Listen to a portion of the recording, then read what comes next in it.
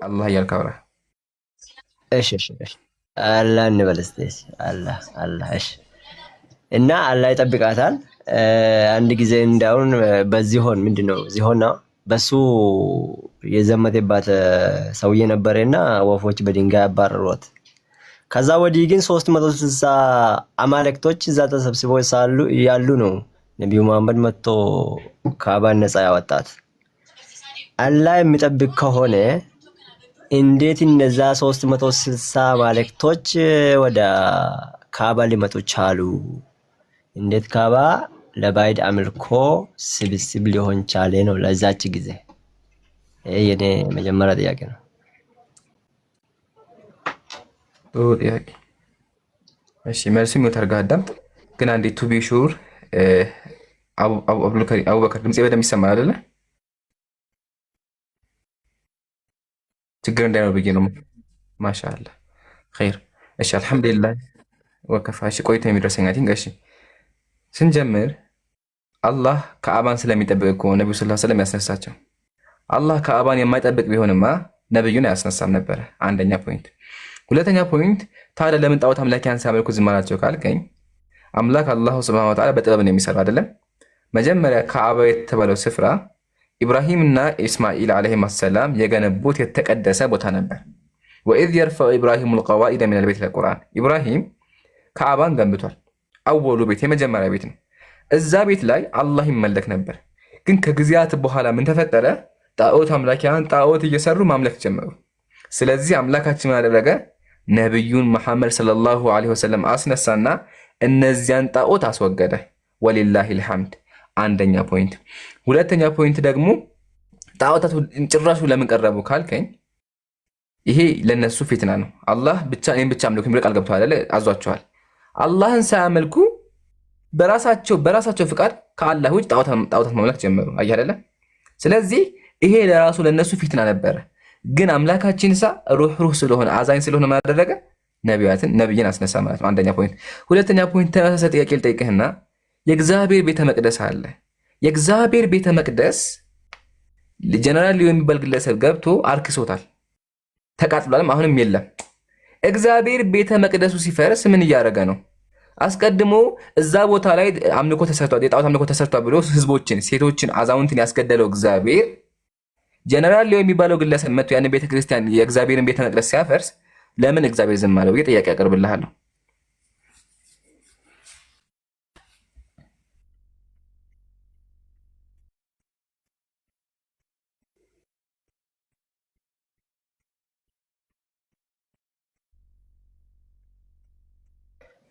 እሺ እንዳውኑ እንዳልከው እንደ አላህ ቃል አልገባላትም ለዛች ቤተክርስቲያን። ነገስታቶች ነው ባይዘው ቤተክርስቲያን ብቻ ሳይሆን ነገስታቶች ሲነኩ ነው ቤተክርስቲያን የሚነካ። ግን ደግሞ እንደዚህ አይነት ቃለ መሐላ የለም። የእግዚአብሔር ቃለ መሐላ የእግዚአብሔር ቤተ መቅደስ ናት።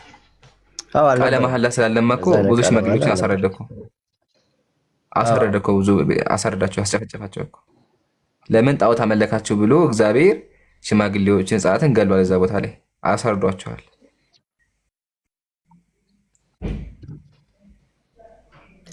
አሁን ለምሳሌ ኢየሩሳሌምን ምንድነው የሶሎሞንን ቤተ መቅደስ እኮ እግዚአብሔር አንድ ቀን ማንም አፈርስ ምን ነው የምጠብቀው አላለም ወይ? ደግሞ ሰው ሊያፈርስ አይችልም አላለም። ስላለማ እኮ እንደውም ቤተክርስቲያን ብሎ ምድራዊ ቤተክርስቲያን እንደፈረስ ጴንጤው እግዚአብሔር ሳስጨፈጭፍ ነበር እኮ። ጣዖት አመለካችሁ፣ ቤተ ክርስቲያን አረከሳችሁ ብሎ ሳሰርዳቸው ነበር።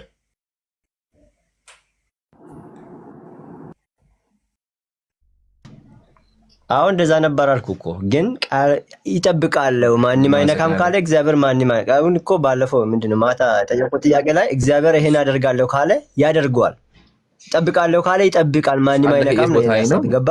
ቆይ አንዴ አላህ የት ቦታ ላይ ነው እንጂ ካባን እኔ በቃ ማንም አይነካም ጣዖትም አይመለክባት ብሎ የተናገረው?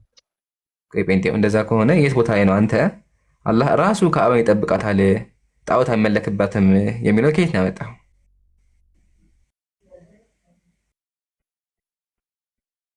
አሉ ካባን ይጠብቃል። የት ገባ? ካባን ይጠብቃታል የሚል ኪዳን የለም። የት ለማለት የለም አሳየኝ ያለ ከሆነ አላውቅም እስካሁን እንደዛ ይመስከሳየኛል።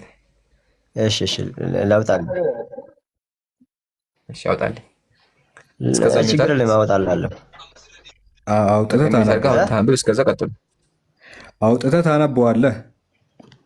እሺ አየህ፣ አንብበው ታወጣና ታነበዋለህ። በእንግሊዝኛ ወይ ደግሞ ወደ አማርኛ ተርጉሜ ማለት ነው። እንግሊሹን ነው የምታነበው፣ እንግሊዝኛውን ነው የምታነበው። ምንም ችግር የለውም። እሺ፣ ሰላም አለይኩም ጀማ፣ እንዴት ናችሁ ሁላችሁም? እኔ ያለው አልሐምዱሊላህ። ተገናኘን ከሁለት ቀን በኋላ መሰለኝ እና ፖስት ያደረኩት ቪዲዮ አለ ጋይስ። ሁላችሁም ገብታችሁ የውይይት ጥሪ ሳይሆን አክሰፕት ያደረኩበት ነው። አንድ ወገናችን ዲቤት ጠርቶናል። ያንን ዲቤት አክሰፕት አድርገናል። ሁላችሁም ሼር አድርጉለት ገብታችሁ። እንግዲህ የኢምራን ፕሮግራም ደግሞ ሮብ ነው ጋይስ። የኢምራን ፕሮግራም ሮብ ነው። ምናልባት ወገናችን የሚስማማ ከሆነ ከሮብ በኋላ እናደርገዋለን። ኢምራን ከምሽቱ 3 ሰዓት ሮብ ፕሮግራም አለው። ሁላችሁም እንዳትቀሩ፣ ለሰውም ሼር አድርጉ። ይሄኛው ደግሞ ከዛ በኋላ ነው የሚሆነው። አክሰፕት የሚያደርግም ከሆነ ውይይቱ የሚቀበል ከሆነ ማለት ነው ሳምንት ምናምን በኋላ ነው የምናደርገው። ገብታችሁ ግን አሰራጩለት፣ በደንብ እንትን አድርጉ፣ አድርሱለት። እንዲሁ ደግሞ ሜንሽን አድርጉት ኮሜንት ላይ። ሁላችሁም ገብታችሁ እንትን በሉ። ሁላችሁም ፖስት ያደረኩት ቪዲዮ አለ፣ የመጨረሻውን ቪዲዮ ሙስሊሞች ገብታችሁ የውይይት ጥሪ ነው አክሰፕት ያደረግንበት። ያንን ሁላችሁ ማሰራጨት አለባችሁ። ለክርስቲያኖችም ውይይቱን ለጠራን ወገናችንም ሼር አድርጉለት እና ወገናችን ማስረጃ እስኪያመጣ ድረስ ጴንጤው ማስረጃ እስኪያመጣ ሁላችሁም አንድ ጊዜ ደርሳችሁ ኑ። ፖስት ያደረኩት የመጨረሻው ቪዲዮ አሁን ፖስት ያደረኩት ማለት ነው የውይይት ጥሪ ነው። አንድ ወገናችን ጠርቶን ያን አክሰፕት ብለናል። ስለዚህ ያንን ማሰራጨት አለባችሁ። እንጠብቃችኋለን ሁላችሁም። ጀዛኩሙላሁ ኸይር። እሺ ጴንጤው መጥተሃል። ጴንጤው ከመምጣቱ በፊት በዛው የሚያጀማ ቅድም እንደነገርኳችሁ ሮብ ከምሽቱ 3 ሰዓት ላይ ትልቅ ዲቤት አለ። ከመጣ ሰውየው ማለት ነው። ካልመጣም ጉዳዩን ስለምንዘጋ ሁላችሁም ማስታወቂያ ስሩ። ማስታወቂያ የሰራችሁ ፖስት አድርጉ። የፊታችን ሮብ ከአንድ ቀን በኋላ 3 ሰዓት ላይ እንጠብቀዋለን። ይሄን በደንብ አጋችሁ ተወጡ። ኢንሻአላህ በደንብ አጋችሁ ቪዲዮ ስሩ። ጴንጤው ከመጣ ቀጥል። ለጴንጤው ጥያቄ አለኝ፣ በጣም ሲሪየስ ጥያቄ። ከፕሮፋይል ተነስቼ ጥያቄ አለኝ ከተመለስክ ማለት ነው። ጴንጤው ጠይቀኝ፣ እንትን ማስረጃውን እስካገኝ ድረስ ማለት ነው። ማስረጃውን ባይዘው እኔ ረስቻለሁ መሰለኝ ቦታውን፣ ግን ደግሞ እንትን ልጠይቅህ፣ ከክርስቲያኖች ጋር መንፈስ ቅዱስ አለ? ጠይቀኝ። መንፈስ ቅዱስ ከእናንተ ጋር አለ? ከእናንተ ጋር መንፈስ ቅዱስ አለ ወይ? አለ አይደለ? አለ ያልኩህ እኮ አይሰማም? ኦኬ፣ መኖር ብቻ ሳይሆን ያግዛችኋል ብለህ ታምናለህ? ያግዛችኋል?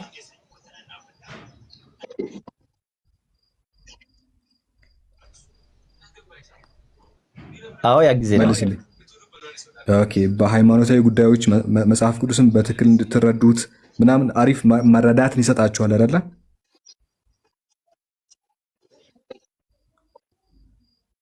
አዎ ይሰጠናል። ኦኬ፣ በጣም ጥሩ። ያግዛችኋል። አስተማሪ ነው ስሙ ጭራሽ አስተማሪ ነው።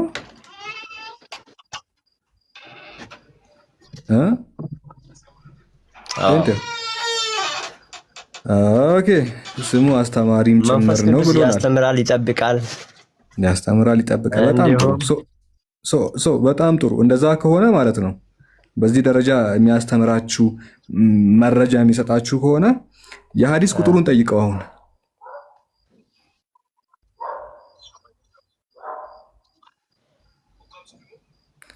የሐዲስ ቁጥር ጠይቀው። የሐዲስ ቁጥር ጠይቀው። አሁን የምትፈልገውን ማስረጃ ይንገር። የሐዲሱን አሁን እየፈለክ ያለውን የሐዲሱን ቁጥር ጠይቀው። አላህ እንትኑን እንደሚጠብቅ ጴንጤው ካባ እንደሚጠብቅ መንፈስ ቅዱስ ምን መሰለህ? አንዴ ጴንጤው ሲሪየስ ነገር ነው የምጠይቀህ። መንፈስ ቅዱስ የሚያስተምራችሁ ከሆነ ሃይማኖታዊ ነገራቶች ላይ የሚረዳችሁ ከሆነ በዚህ 4000 ሰው እየጠበቀህ ነው። 4600 ሰው አለ ላይ ውስጥ እና ሁሉም ሰው አንተን ነው ቆሞ የሚጠብቀው። መንፈስ ቅዱስን ጠይቀውና ማስረጃውን ይንገርህ።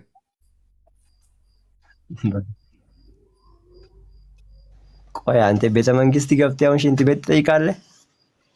ምን አገናኘው? ያግዘኛል ያልከው አንተ ነህ። ትጠይቃለህ? ምን አገናኘው? ጴንጤው እንደዛ ነው። የኔ መንፈስ ቅዱስ የሚባለው ቅዱስ ነገር ነው የሚጠይቀው እንጂ እንደዚህ አይነት ነገር አልጠይቅም። ስትጨነቅ ምናምን እሱ ነው ባይዘው እሱን ያስተምረኛል። እንደሞ ጠይቃለሁ ጠይቆን ነገር አጋር ሐዲስ አቅም ከሐዲስ አቅም። እሺ ይመራን ቀጥል። ስጫ ሳይሆን ይሄ ትክክለኛው ማለት ነው። ስማኝማ ሐዋርያት እኮ አይተህ ከሆነ ሐዋርያት ሲሰብኩ መንፈስ ቅዱስ ያገዛቸው ነበረ አይደለ እንዴ? ዋሽቻለሁ? በደንብ በትክክል። ስለዚህ አንተም እየሰበክን ያለው ያግዝሃል። ለምን አያግዝህም? አንተ እዚህ ጋር እየሰበክ ነው ያለው። አንተም ለሙስሊሞች እኮ አላህ ቃል አልጠበቀም ያልከኝ እየሰበክ ነው ያለው። ስለዚህ ሐዲስ ቁጥሩን ይንገርህ እንዴ ያግዘኛል። ባይ ዘ ወይ ወይስ አምላክ ነው ይሰራል? እዚህ ላይ ሲሪየስ ጉዳይ አለ አይደለም። አምላክ ያግዝህ የአምላክን ገንዘብ ማየት እንፈልጋለን። አንተ አምላኬ ነው ውስጥ አለ የምመጥነው ነገር ነው የምጠይቀው። አምላክ አንተ ውስጥ ካለ ይሄ ለኔ ተው። ይሄ ለኔ ተው። ሲጀመር አንተ ነው አይ ነው እዚህ ጋር የእግዚአብሔርን ተአምር ማለት አንተ ነው። ድኔ የምታረግ ከሆነ ደግሞ ድኔ ታረጋለህ። ኧረ አዳምጠኝ እንዴ። እሺ እኔ ልጠይቅህ። አሁን ካንተ የእግዚአብሔርን ተአምር ቆይ አንዴ ለባ እሺ፣ በአንተ ላይ የእግዚአብሔርን ተአምር ማየት እንፈልጋለን።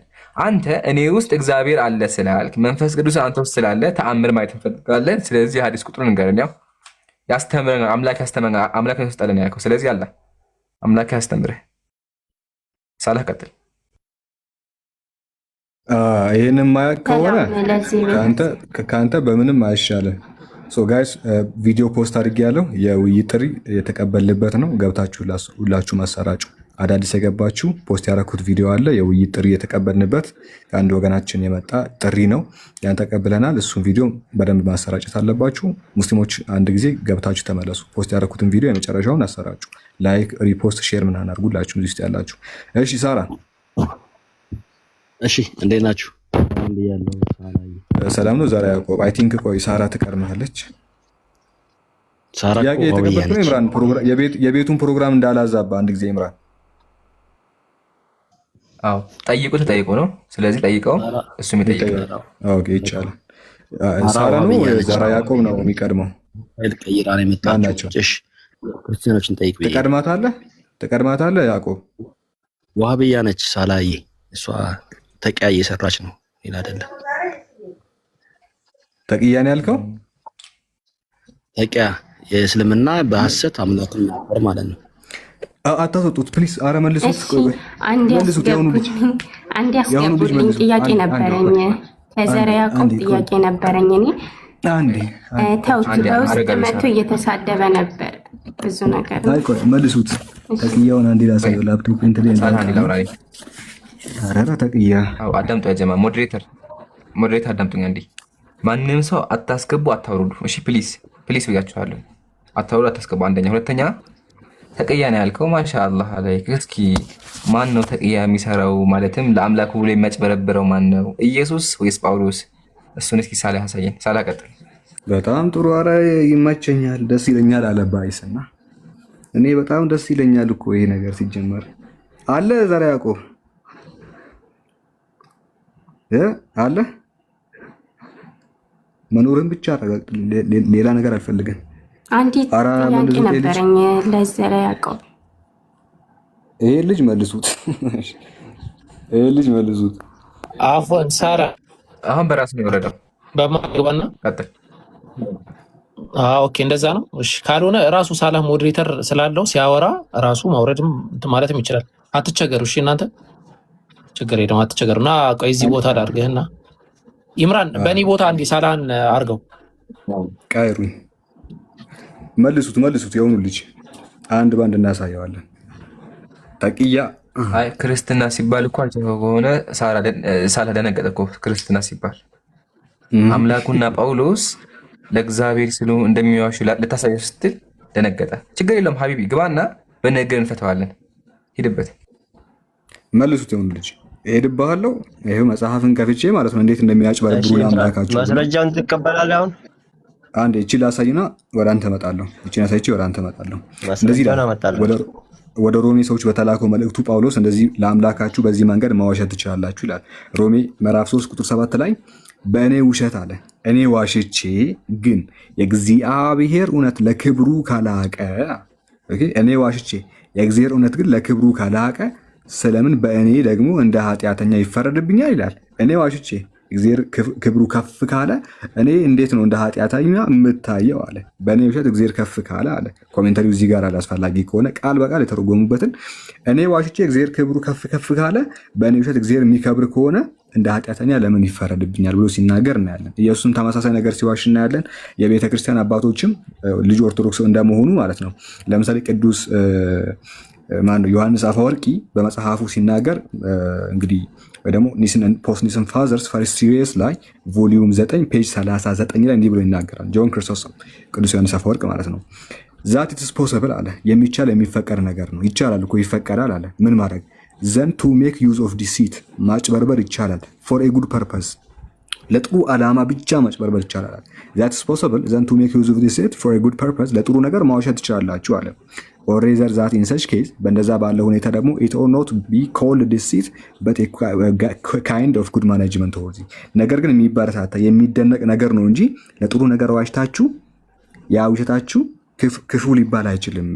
እንደውም ሊበረታታ ሊደነቅ ነው የሚገባው አለ ጆን ካሲያን የቤተክርስቲያን ዶክተር የሚባለው ኒስን ፖስት ኒስን ፋዘርስ ቮሊዩም 11 ቻፕተር 17 ገጽ 465ኛው ላይ ምን ብሎ ይናገራል?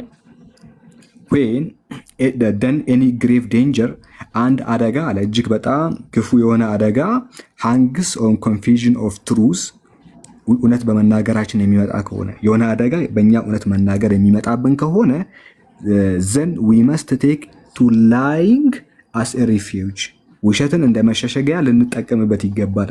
እውነት ተናግረን እውነት መናገራችን ለአደጋ የሚያጋልጠን ከሆነ ውሸት ተናግረን ያችን ነገር ማምለጥ እንችላለን ብሎ ጆን ካሲያን በዛው በቅዱስ ዮሐንስ አፈወርቅ ዘመን ተቀራራቢ ዘመን የነበረው የቤተ ክርስቲያን ዶክተር ተብሎ የሚጠራው በዚህ ደረጃ ይናገራል። ስለዚህ ተቅያን ያስተማሩት የአንተ የቤተ ክርስቲያን አባቶች የአንተ ጳውሎስና ኢየሱስ እንጂ ነቢያችን መሐመድ አይደሉም። ናግባና አናውራ አስፈላጊ ከሆነ ኢምራን መቀጠል ትችላለህ። ጀዛከላህ ያጀማ። አሁን ያያችሁት ክርስቲያኖች ለአምላካቸው ብለው እንደሚዋሹ ነው።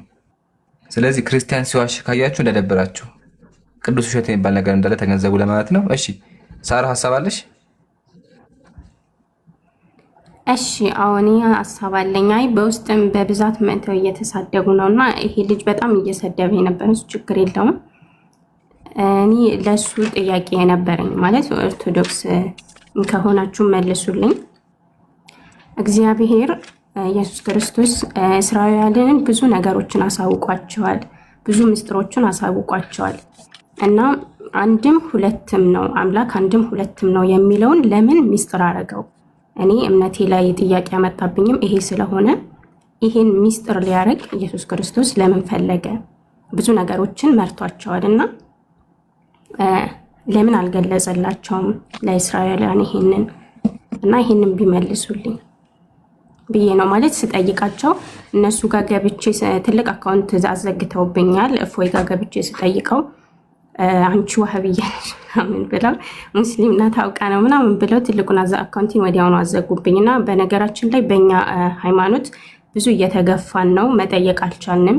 አንድ ነገር ከጠየቅን ትቀሳፊያለሽ በማለት በማስፈራራት ነው ማለት መጠየቅ ማንም ሰው መጠየቅ መብቱ ነውና እኔ ደግሞ መጠየቅ ላይ ነኝ አሁን ትኩረት ያረኩት እና ይሄንን ቢመልሱልኝ።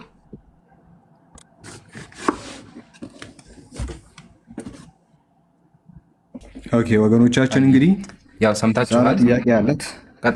ሳራ ጥያቄ ያላት አምላክ አንድም ሶስትም ያው አንዳንዶቻችሁ አንድም ሁለትም አንድም ሶስትም ይባላል። መንፈስ ቅዱስ ተረስቷል። ግልጽ ነው። መንፈስ ቅዱስ ጨዋታው ውስጥ የለበትም። ይረሱታል መንፈስ ቅዱስን ብዙ ጊዜ። አሁን እህታችንም መንፈስ ቅዱስን መርሳቷ ይሄ ኖርማል ነገር ነው። አንዴ ስልክ የሚዩት ላድርግ። መንፈስ ቅዱስ ብዙ ጊዜ ይረሳል በክርስቲያኖች ማለት ነው እና ከዛ አንጻር ልትረዱት ይገባል። ይሄንን ጥያቄ መልሱላት ለፋድጋትን ጋድን ጨምሮ ማለት ነው። እንዲህ የሚል ነገር መኖሩ መጽሐፋችሁ ላይ ያሳዩ። ለማንኛውም እሺ ወደ ቀጣይ ሰው መሄድ እንችላለን። ኢምራን ክርስቲያኖች ይግቡ አይደለ? እስቲ አድሚኖች ካላችሁ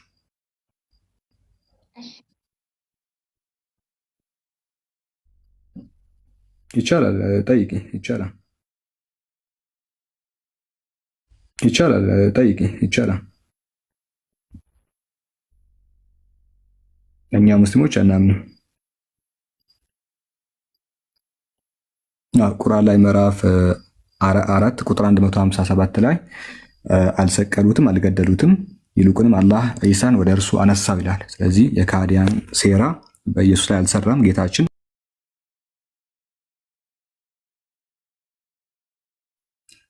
አይሰማም። ኢምራን ተመለስ። አይሰማም እያሉ ነው።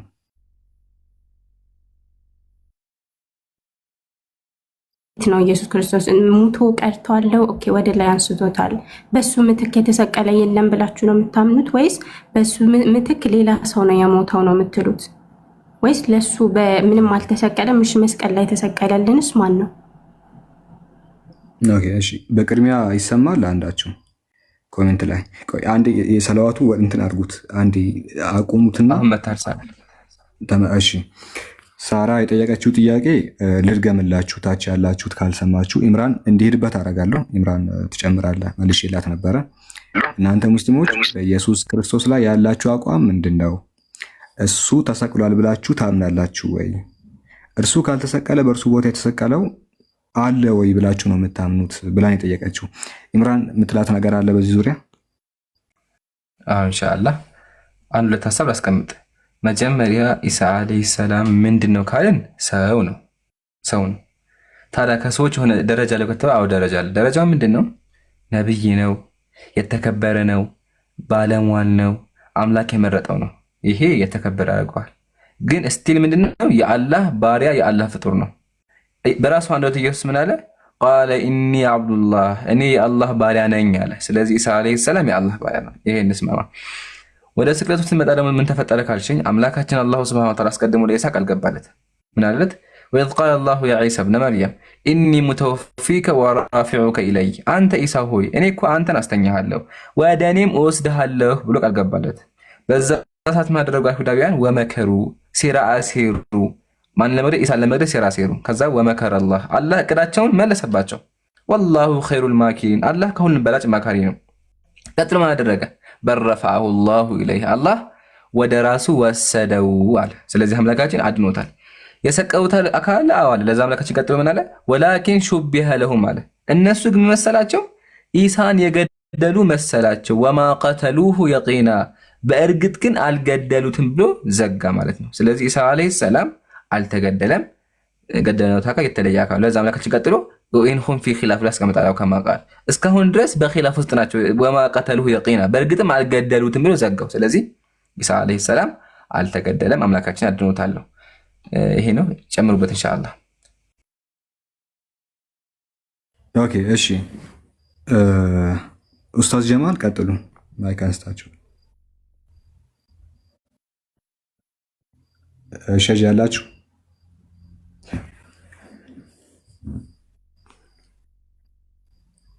ለእኔ እየተሰማኝ አይደለም። ለማንኛውም እሺ ኢምራን ጀዛከላሁ ኸይር፣ ጥሩ ፖይንቶችን አንስተሃል። እንግዲህ ሳራ እኛ ኢየሱስ ተሰቅሏል ብለን አናምንም። ነገር ግን አይሁዶቹ በዛ ዘመን ኢየሱስ ነው ብሎ ያሰቡትን አካል ሰቅለዋል። ነገር ግን በሰቀሉት ማንነት ዙሪያ እርግጠኞች አልነበሩም። ከዛ በእርግጥም አልገደሉትም ብሎ ጌታ አምላካችን የቂን የሆነውን ነግሮናል። አይሰማም? የሁላችሁንም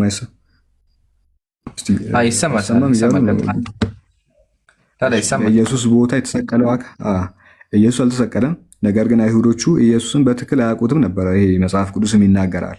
በተለይ ወታደሮቹ በትክክል አያውቁትም። ሰው ኢየሱስ ነው ብሎ ያሰቡትን አካል ሰቅለዋል። ያ አካል ግን ኢየሱስ በፍጹም አይደለም።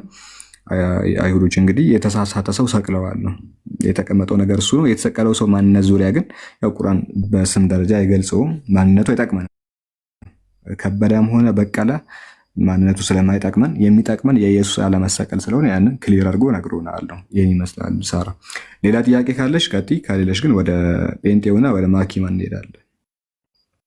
እሺ አንድ ጥያቄ ብቻ ልጠይቅ። ቁርአን አልተበረዘም እና አልተበረዘም ነው የምትሉት። እሺ ሙስሊሞቹ በምንድን ነው የተከፋፈሉት? እሺ ሙስሊሞቹ የተከፋፈሉት በቁርአን አይደለም። አንደኛ በቁርአን ሳይሆን ከጊዜ በኋላ በተነሱት በተለያዩ የትርጓሜዎች ልዩነት ነው። ማለትም አንዱ ቁርአን ለምሳሌ አንድ ነገር ልንገርሽ። ለምሳሌ ከልዩነቶች መካከል አንዱ ሱረቱ ጣሃ ምዕራፍ 20 ቁጥር 14 ነው። በሁሉም ሙስሊሞች እጅ የሚገኘው ቁርአን ተመሳሳይ ነው። ገብቶሻል? ይኸውልሽ በሱፊያውም በዩ በሌላኛው ፊርቃ እጅ የሚገኘው ቁርአን ቃል በቃል ፊደል በፊደል ሐረካት በሐረካት ይስማማል። አንድ ነው። የትኛውን ፊርቃ እጅ ያለው ማለት ስፔሲፊክሊ በእኛ ዙሪያ ባሉት። ስለዚህ ሁሉም ጋር ያለው ቁርአን አንድ ሆኖ የምናነበው ንባብ ሁሉ ሙሉ በሙሉ አንድ ሆኖ ነገር ግን ለዛ ቁርአን የሚሰጡት ትርጓሜ የተለያየ ነው። አንዱ እንግዲህ ኢስተዋ ይላል የሰለፎችን አቋም ማለት ነው። ኢስተዋ ኢስተቀራ ይርተፈዓ ብሎ የነ ኢብኑ አባስን የሰለፎችን ትርጓሜ ይናገራል። አንዳንዶቹ ደግሞ ከጊዜ በኋላ የመጣውን አቋም ያራግባሉ። አይሰማም። እሺ ስለዚህ ቁርአኑ ብዙ ሆኖ ተበርዞ ተለያይቶ ሳይሆን ከጊዜ በኋላ የሚነሱ ሰዎች ለቁርአኑ የተሳሳተ ትርጓሜ ስለሚሰጡ ነው። ገብቶሻል? ቁርአኑ ፐርፌክት ልጃቸው ላይ ያለው ትክክል ነው። እነሱ ጋር ያለውም ማለት ነው። እነሱ ጋር ያለውን ቁርአን ሱፊያውን ብትዩ ሌላውን ብትዩ ትክክለኛ ቁርአን ነው። ፐርፌክትሊ ሙሉ በሙሉ ልክ ነው እጃቸው ላይ ያለው ቁርአን። ነገር ግን እጃቸው ላይ ያለው ቁርአን የሚሰጡት ትርጓሜ ግን የተሳሳተ ነው። ገብቶሻል? ቁርአኑ ተበርዞ ብዙ ሆኖ ሳይሆን ከጊዜ በኋላ የሚነሱ ሰዎች ለቁርአን የሚሰጡት ትርጓሜ የተሳሳተ ሆኖ ነው። የሚያግባባን የሰለፎች ትርጓሜ ነው። ሰለፎች እንዴት ይረዱታል፣ መረዳታቸው ምን ነበረ የሚለውን ነገር ማወቅ ነው። ስለዚህ እኛ አህለ ሱና ወል ጀማዓዎች በትክክል ከሰሃቦች ከሰለፎች በኩል የመጣውን እውነተኛውን የነቢዩን ትርጓሜ ሰሃቦችን እንቀበላለን። ሌሎቹ ደግሞ ከጊዜ በኋላ የመጣውን ፍልስፍና ይቀበላሉ። ያ ነው። ወደ ክርስትናው ዓለም ስንመጣ ግን ኦርቶዶክስ አለ፣ ጴንጤ፣ ካቶሊክ፣ ገለመሌ፣ ቅብርጥስያ እያለ በጣም ብዙ ናቸው። አንድ መጽሐፍ ይዘው ትርጓሜ ላይ ተለያይተው አይደለም እነሱ። በዚሁ ልንገርሽ፣ ክርስቲያኖቹ ተመሳሳይ መጽሐፍ ይዘው ማለት በትርጓሜ ላይ ተለያይተው አይደለም። ምሳሌ ልስጥሽ። ኦርቶዶክስ ተዋህዶ ሀገራችን ያለችዋ ወደ 96 የሚጠጋ መጽሐፍ አላት። ስሙ 81 ነው።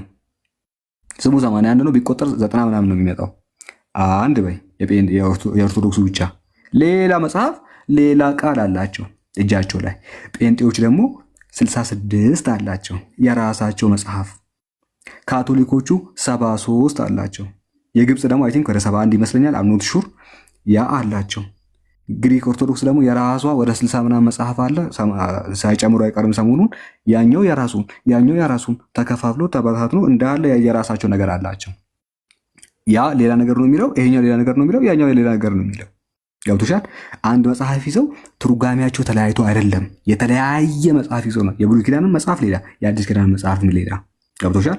የኛ ሙስሊሞች ግን ፍርቃዎች ሲለያዩ የተበራረዘ ቁርአን ይዘው አይደለም፣ አንዱ ቁርአን ይዘው ነው። በአንዱ ቁርአን ላይ ግን ለቁርአኑ የሚሰጡት ትርጓሜ የተለያየ የሆነው እንጂ የተበረዘ ቁርአን ኖሮ በፍጹም አይደለም ነው። ይሄን ይመስላል። ኢምራን የምጨምረው ነገር አለ እዚህ ላይ?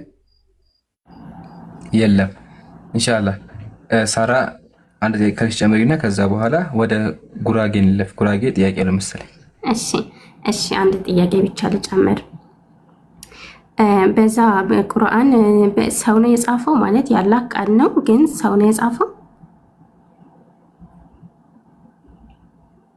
ኦኬ አቡበከር መልስላት ይሄንን ጥያቄ። አፎን ዛሬ ለማውራት አይመቸኝም። እሺ ቀጥሉ። ዝም ብዬ ቁጭ ለማለት ነው። እሺ ቁርአንን ሰው ነው የጻፈው ወይ ለሚለው አጭሩ ምላሽ ምንድነው? ቁርአን የጌታ አምላካችን ቃል ነው። ቃሉ ከመጀመሪያው እስከ መጨረሻው ድረስ ያለው ሁሉ የጌታ አምላካችን ቃል ነው። ንግግሩ የእርሱ ብቻ ነው።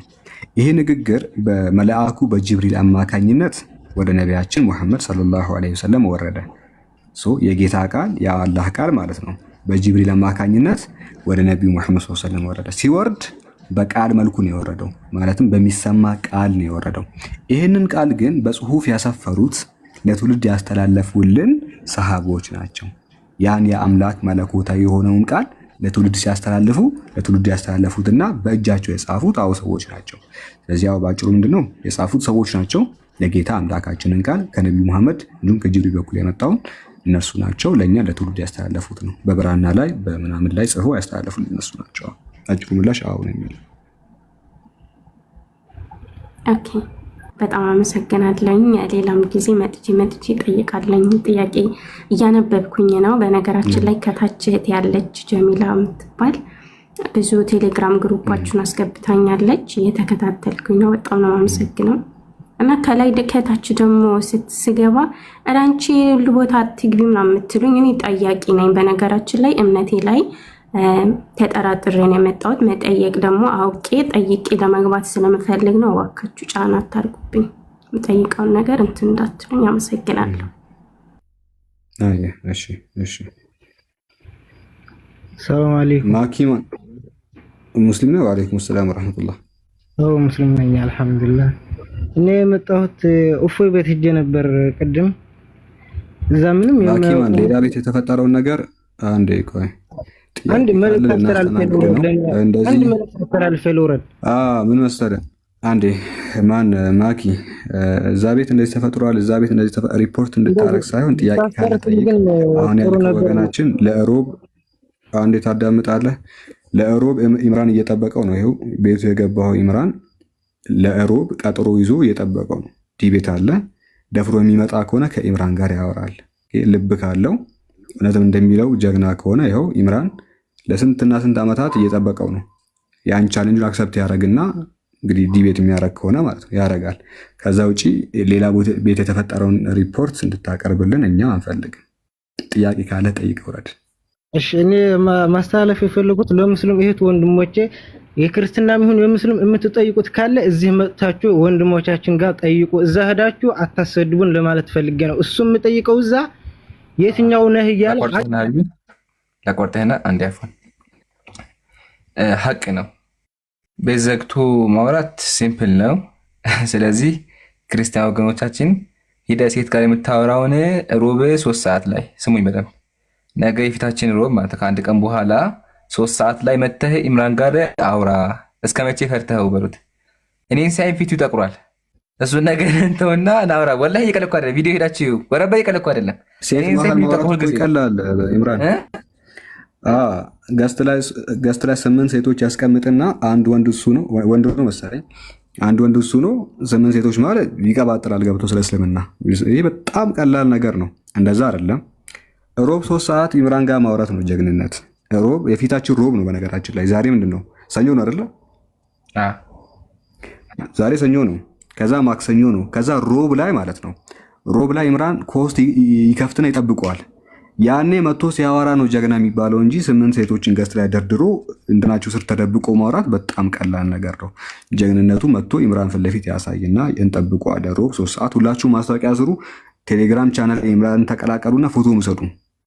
የኢምራን ቴሌግራም ቻናል ጆይን ብላችሁ ፎቶ ወስዳችሁ የዲቤት ፎቶ ሁላችሁም ስቶሪ እያደረጋችሁ ሁላችሁም ቪዲዮ እየሰራችሁ አሰራጩ።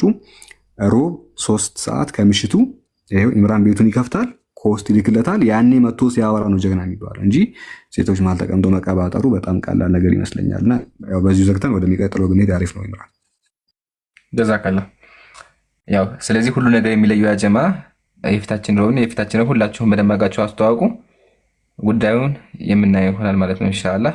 በዛ ቀን አላህ ካለ ክርስትና ላይ ብዙ ነገሮች የምናስተምር እስልምና ላይ ጥያቄዎች የምንመልስ ስለሆነ ሁላችሁም እንዳቀሩ ማለት ነው። ውይይቱ የሚሆነው ሮብ 3 ሰዓት ላይ እንዳቀሩ ኢንሻአላህ።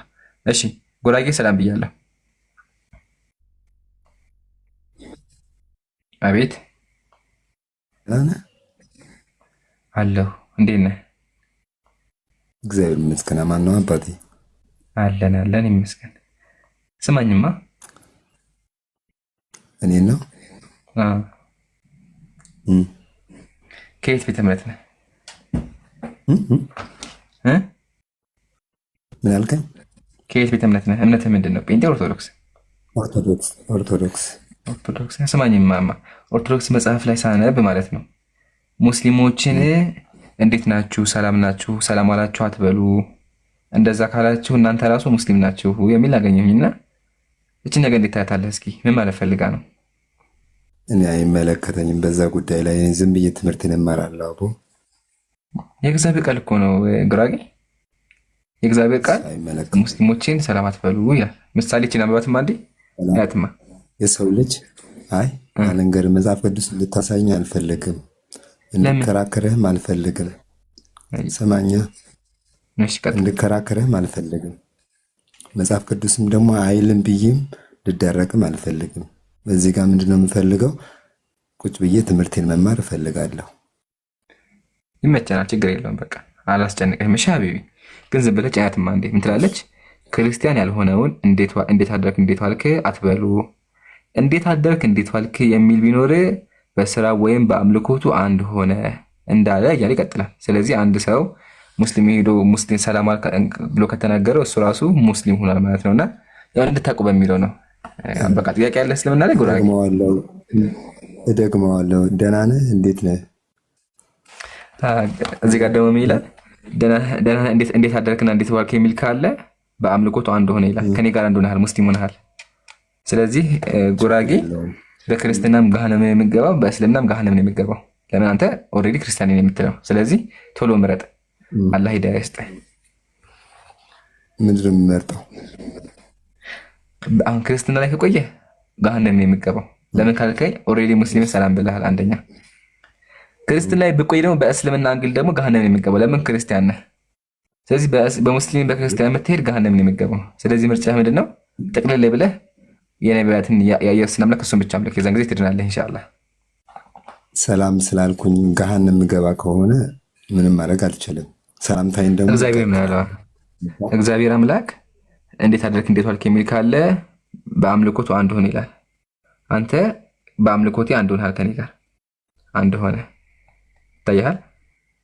አንተ ከኔ ጋር አንድ እኩል ነህ። በቃ which means አንተ ሙስሊም ነህ በመጽሐፉ መሰረት በለው። እንደዛ ነው። ቀስ በቀስ ግን አሁን ችግሩ አንተ አሁን ክርስትና ከዚህ በኋላ አባረሃል፣ አንተ ተባረሃል፣ ሙስሊም ነህ ተብለሃል።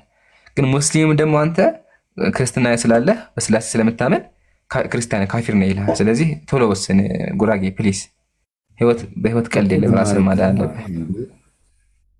ካልማር ታዲያ ሙስሊም ቀጥታ መሆን አለብኝ እንዴ? እሱ ተማር ማሻል ልምኳኮ እሱ ነው። ተማርና ቶሎ ወስን ያልኩህ ለዛ እኮ ነው። ሳትማርማ የለም። ቁርአን ራሱ አምላክ ምን አለ መሰለህ? ፈዕለም አነሁ ላኢላሃ ኢለላህ አለ። ከአላህ ውጭ አምላክ እንዴ ለወቅ መጀመሪያ ማወቅ አለበት። ሳታውቅማ አይሆንም። ትክክል ነህ። ግን ያው በቃ እንድታውቅ የፈለጉት ምንድን ነው? አንተ ኦልሬዲ በቃ ከክርስትና ወጥተሃል። ጉራጌ ስማኝማ፣ ተጨማሪ ሁለተኛ። እሺ ቅዳሜ ስራ ትሰራለህ? ምን አይነት ስራ አልገባኝም። በቃ ስራ ቢሮ ምናምን ትገባለህ ወይም ስራ ካለህ? ቢሮ? የምን ቢሮ ነው ደግሞ? ኬት መጥቶ ነው አንተ? ስራ ምንድን ነው? እሺ እኔ ያው በልቶ አደር ነኝ ባክ። እሺ በቅዳሜ ቀን ትሰራለህ? ትበላለህ? ትሰራለህ እንዴ? በደንብ እንጂ በደንብ። ግን መጽሐፍ ሳነብ የሚል ነገር አገኘው መሰለህ? በቅዳሜ ቀን የሰራ ካለ ገሃነም ይገባል የሚል አገኘው። ያው እኔም ስለምሰራ ደግሞ ከፈረደብኝ መግባት ነው። ገባ? ስለዚህ ቅዳሜ ቀን ሰራ ተብሎ ገሃነም ልገባ ማለት ነው መሰለህ የተባለው። ቅዳሜ አሉ ቅዳሜ እግዚአብሔር ስራ ሰርቶ ያረፈበት ቀን ነው። ስለዚህ እናንተ ማረፍ አለባችሁ፣ ካላረፋችሁ ገሃነም ትገባላችሁ አሉ እግዚአብሔር ራሱ መጽሐፍ ቅዱስ ላይ። ህጉን ጨርሼ አላውቀውም። ይምራን ላሳየህ። እሺ ይምሩ አንድ የለውም። እሺ አትጥሩ። እሺ ይኸውማ መጽሐፈ ኪዳን መጽሐፍ ቅዱስ ነው። እንደዚህ ይላል፣ የቅዳሜ እረፍት እግዚአብሔር ሁሉን ስራውን የፈጸመባት ፍጥረታትን ፈጥሮ የጨረሰባት ቀን እንደሆነች እወቁ። በዚች ቀን አረፈባት፣ ስራ እንዳይሰራባት አዘዘ።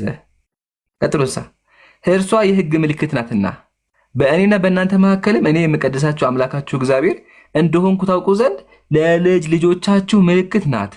ሰንበትን ቅዳሜን ጠብቁ፣ ለራሳችሁ ንጹሕ አድርጉ። የሻረው ሊሰራበት የመረጠ ይሙት ይላል። በቅዳሜ ቀን ስራ ከሰራህ ትሞታለህ፣ እግዚአብሔር ነው ያለው። አሁን ጥያቄ እንትና እግዚአብሔር ቅዳሜ ቀን ስራ ሰራህ ብሎ ለምንድን ነው ገሃነም የሚከትህ? ምን ነው? አዎ በቃ መክተት ካለበት ይክተለኝ እንጂ ምን አደርጋለሁ እኔ። ስታዝን ባህል ግን የሙስሊሞች አምላክ ማለት ነው። የሙስሊሞች አምላክ ቁርአን ላይ ምን አለ መሰለህ? የኛ ቅዱስ ቀን ጁምዓ ነው። እሺ ዓርብ ነው የኛ ቀን። እሺ አምላካችን ምን አለ? አውቃለሁ። ፈኢዛ ቁድየት ሰላቱ ፈንተሽሩ ፊል አርድ አለ። አዛን ከተባለ ሂዳችሁ ስገዱ። ሰግዳችሁ ከጨረሳችሁ በኋላ ሁላችሁም ወደ ስራችሁ ሂዱና አላህ የሰጣችሁን ሲሳይ ስሩ። በቃል አያ የሙስሊሞች አምላክ ይሄ ነው። በቃ አምላክህን ታመልካለህ፣ ከዛ ትሰራለህ። እግዚአብሔር ግን ምን አለ? ቅዳሜ ቀን እኔ አርፍ ያለሁኝ አምላክ። አንደኛ አምላክ ጉራጌ አምላክ ያርፋል እንዴ? ስለ መጽሐፍ ቅዱስ ሳትጠይቀኝ ብያለሁ እኮ ይምራን። በቃ ተወሽ አልጠይቅህም። ግን ማለት ነው ስማኝ፣ ሳነበው ምን የሚል ነገር አገኘሁ? እግዚአብሔር የቅዳሜ ቀን አረፈ። ይኸውማ እንደዚህ ይላል። እግዚአብሔር አለ ሰማይና ምድርን በ6 ቀን ስለፈጠረ በሰባተኛው ቀን ከስራው ስላረፈና ስለተነፈሰ ይላል። እግዚአብሔር ቅዳሜ ቀን ስራውን ጨረሰና ኡፍ ብሎ ቅዳሜ ቀን ሙሉ አረፈ ማለት ነው። እና ጥያቄ ጉራጌ አንድ አምላክ እንዲህ ብሎ ቅዳሜ ቀን የሚያልፈው?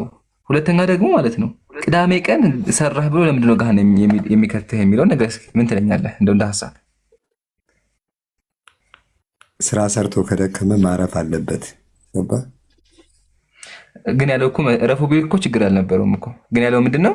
ከሰራችሁ ገሃነም ትገባላችሁ ነው ያለው። ተው እባክህ፣ እንደፈለገ ይበል እባክህ ተው። እግዚአብሔር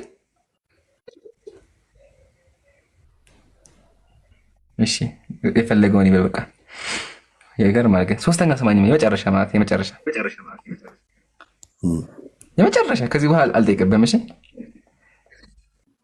ቡና ትጠጣለህ እንዴ? ቡና ትጠጣለህ? ቡና አልጠጣም። ማሻአላ በቃ ተርፈሃል በቡና። ግን በክርስትና ቡና የመጠጣ ካለ የት እንደሚገባ ታውቃለህ?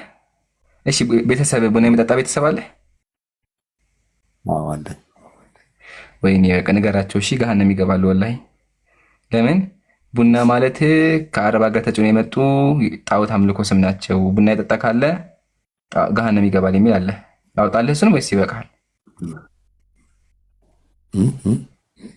ላሳይህ እሱንም። ኧረ እኔ መማር ነው የምፈልገው። ይምራን ምን ሆነሃል?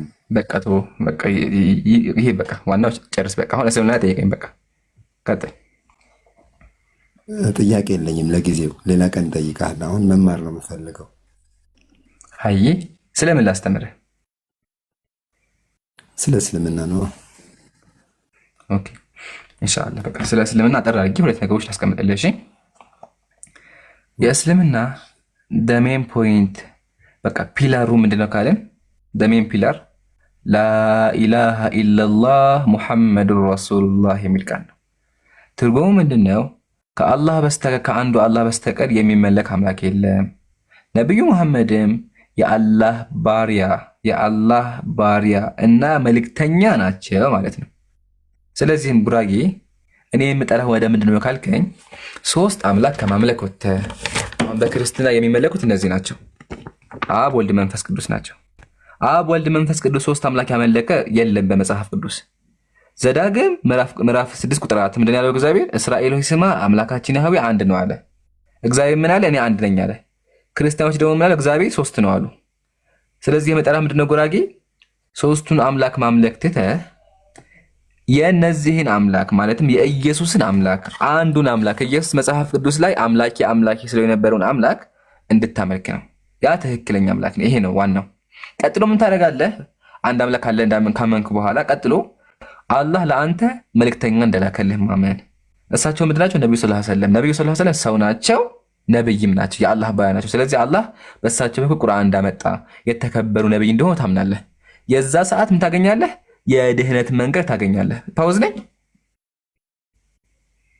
እኔ ነው አይደለህም? ኢምራን ትሰማለህ? እሺ የዛን ጊዜ የድህነት መንገድ ታገኛለህ። ነብዩ ሰለላሁ ዐለይሂ ወሰለም ሐዲስ ላይ ምን አሉ? መን ሸሂደ አላ ኢላሃ ኢለላህ ወአነ ሙሐመደን ረሱሉላህ ሳዲቀን ቢቀልቢህ ወነጠቀ ቢሊሳኒህ ደኸለል ጀና ወከማ ቃል። ነብዩ ምን አሉ? አንድ ሰው በልቡ አምኖ በምላሱ ላኢላሃ ኢለላህ ሙሐመዱን ረሱሉላህ ካለ ጀነት ገባ አሉ። ስለዚህ እስልምናችን ይሄ ነው፣ ጥሪያችንም ግልጽ ነው። እንደ ክርስትና ሶስትም አንድም ይተዋሃዱ በመለኮት ወይሰለሱ በአካላት ስላሴ ትትደነቅ ትተነው አንድ እንደዚህ ይባል ነገር ሚስጥር ይባል ነገር የለም። በቃ አንዱን አምላክ አምልክ ነው። ኢቭን መጽሐፍ ቅዱስ ራሱ ምንድነው ያለው? ተመልከተማ መጽሐፍ ቅዱስ እግዚአብሔር ምንድነው ያለው? እኔ አንድ አምላክ ነኝ አለ። ይኸውማ ከኔ በቀር ሌላ አምላክ የለም አለ። ይኸው እግዚአብሔር ምን አለ? እኔ አምላክ ነኝና ሌላ የለምና አለ እግዚአብሔር። እግዚአብሔር ማለት ትንቢተ ኢሳይያስ እኔ አምላክ ነኝ ሌላ የለም አለ። ሌላ አምላክ የለም አለ። ቀጥሎ ምን አለ እግዚአብሔር? እርሱን የሚመስለው ማን ነው አለ። ያው እሱ ግን ብቻውን ነው፣ እርሱን የሚመስለው ማን ነው? ብቻውን ነው አለ እግዚአብሔር። እነሱ ሰማ ያደረጉ አይ እግዚአብሔር እኮ ብቻውን አይደለም፣ ከጎኑ ሌሎች ሰዎች አሉ። እግዚአብሔር ብቻውን አይደለም ማን አለ? ወልድ አለ፣ መንፈስ ቅዱስ አለ አሉ። ያው ብቻውን አይደለም የሚመስለው ማን ነው አለ። እግዚአብሔርን የሚመስለው የለም አይደለ? እነሱ ግን አይ የሚመስለው አለ። ይሄኛው እግዚአብሔር ይሄኛውን ይመስላል፣ ይሄኛው ደግሞ ይሄኛውን ይመስላል ብሎ ያምናሉ። አንደኛ። ሁለተኛ ደግሞ እግዚአብሔር ምን አለ መጽሐፍ ቅዱስ ላይ እኔ ብቻዬን እንደሆንኩኝ ከእኔ በቀር አምላክ እንደሌለ እዩ አለ። እኔ አድናለሁ፣ እኔ እገላለሁኝ፣ ሰማያትን ለብቻዬ ዘርግቻለሁኝ አለ። ምን አለ? ሰማያትን ለብቻዬ ዘርግቻለሁ አለ። ታዲያ ክርስቲያኖች ማለት ክርስቲያኖች መጥተው ምን አሉ? አይደለም ስላሴዎች ናቸው ዓለምን የፈጠሩት። ይሄን ቃል አዳምጡማ እንዴ! የፈጠሩት አሉ። ተመልከቱ። ይሄ መጽሐፍ ሰይፈ ስላሴ ነው። ምን ይላል? ስሉስ ቅዱስ የአዳምና የሔዋን ፈጣሪዎቻቸው ይላል። ፈጣሪዎቻቸው እግዚአብሔር ምንድን ያለው? ብቻዬን ፈጥሬያለሁ አለ። ክርስቲያኖች ምን ያሉ? ፈጣሪዎቻቸው። ነዑዙ ቢላህ ሶስት ፈጣሪዎች አለ አሉ። ይሄ ደግሞ ምንድን ነው? ይሄ ጥመት ነው። መጽሐፍ ቅዱስ የሚናገረው መካድ ነውና የአምላኬን ጥሪ ደግሜ አቀርብልሃለሁ። አምላኬ ምን ያለ ቁርአን ተመከት ያ አህለል ኪታብ አለ። አንተ ነው እሺ፣ ጉራጌ አዳምጥ። አምላክ ምን አለ? እናንተ የመጽሐፉ ሰዎች ሆይ በሃይማኖታችሁ ላይ ወሰን አትለፉ፣ በአላህ ላይ እውነትን እንጂ አትናገሩ። አምላክ ላይ አትዋሹ። ምሳሌ ቅድም አምላክ አረፈ ያልኩት ነገር አትዋሹ። አምላክ ላይ አምላክ አያርፍም። ቀጥሎሳ የመርየም ልጅ አልመሲሳ የአላህ መልእክተኛ ወደ መርየም የጣላት የሁን ቃል ከእርሱ የሆነ መንፈስ ብቻ ነው። በአላህና በመልእክተኞች እመኑ። አማልክት ሶስት ናቸው አትበሉ። እርሱ አላህ አንድ አምላክ ብቻ ነው። ሶስት አምላክ አለ አትበሉ። ኢንተሁ ኸይረን ለኩም ተከልከሉ አለ። ስለዚህ ጉራጌ ጊዜው ሳረፍድብህ ከሶስት አምላክ አምልኮ ወጥተህ አንዱን አምላክ አምልክ ብዬ ጥሪ ያቀርብልሃለሁ። ያልገባህ ነገር ካለ ጠይቀኝ። አይ ምንም የለኝም። ጥያቄ ሌላ ቀን ጠይቃለሁ።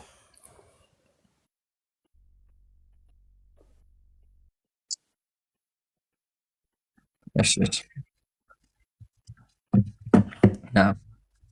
ጀዛከላ ችግር የለም። ፓውዝ የሚሆን ካላወረዱ እሺ፣ ፓውዝ የሚሆን ሪፖርት ያደርጋሉ። እሺ ጉራጌ ተመለሰልህ? ሳታወርዱኝ ጥያቄ ጠይቅ። ይቅርታ ቆይ ረጋ በል፣ ተራህን ጠብቅ ወገናችን። እሺ ፕሊስ ክርስቲያኖች ማለት ነው እንደው ቢያንስ ከሙስሊሞች አደብ ተማሩ። እሺ ምሳሌ እኔ ሳወራ ዩቲ አታወራ፣ ኡስታዝ ጀማል አያወራም፣ በተራ ነው የምናወራው። ስለዚህ ፕሊስ እኛ ቤት ስገቡ ቢያንስ እንደ ሰው እንሆን። ሰው ሰራ መሀል አትግቡ። ተራህን ጠብቅ። እሺ ጉራጌ ተመልሶልሃል? አዎ ማሻአላህ አለይክ። አላህ ሂዳያ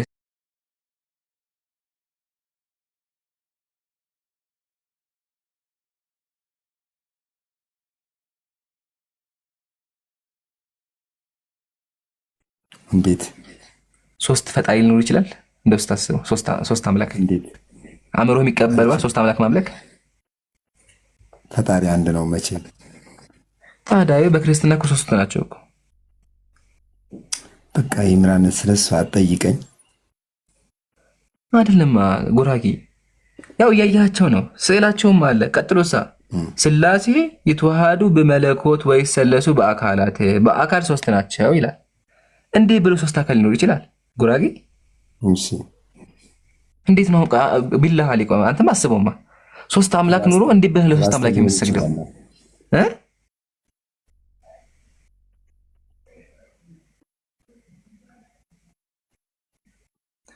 ምን አልከኝ? ተባስቶ ሊሆን ይችላል። እንዴት ሶስት ሊሆን ቻለ ስትለኝ አላህ ሂዳያ ይስጥ። አላህ ሂዳያ ይስጥ። ዱዓ ይሄ ነው። አምላክ አይባዛም። እሺ አላህ ሂዳያ ይስጥ። አላህ ሂዳያ ይስጥ። ዱዓ እናደርግልሃለን።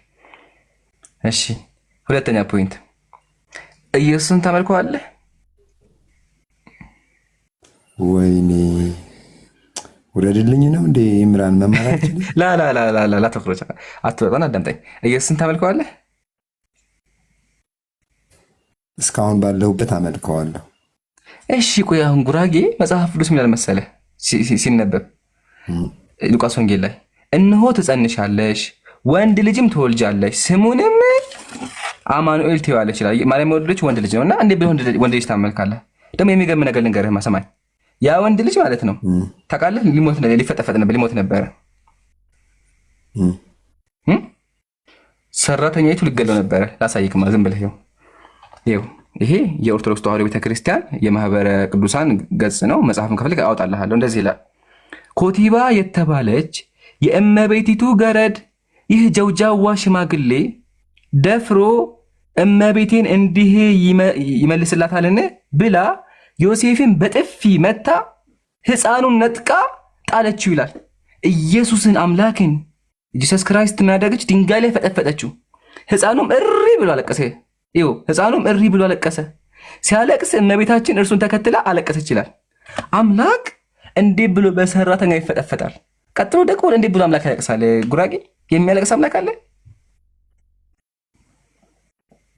አሁን አስበውማ ግን ድንጋይ ላይ ጥላው ቢሆን ሙቶ ነበር። በቃ የለም አምላክ።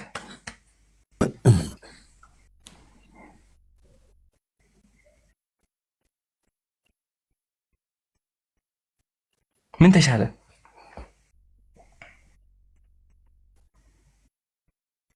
ተሻለ መማር ነዋ። በቃ ተማር። ይበቃል ወይስ ልጨምርልህ አንድ? ኧረ በቃኝ፣ እኔ ዝም ብዬ ልማርበት። ኧረ ኢምራን ተወኝ።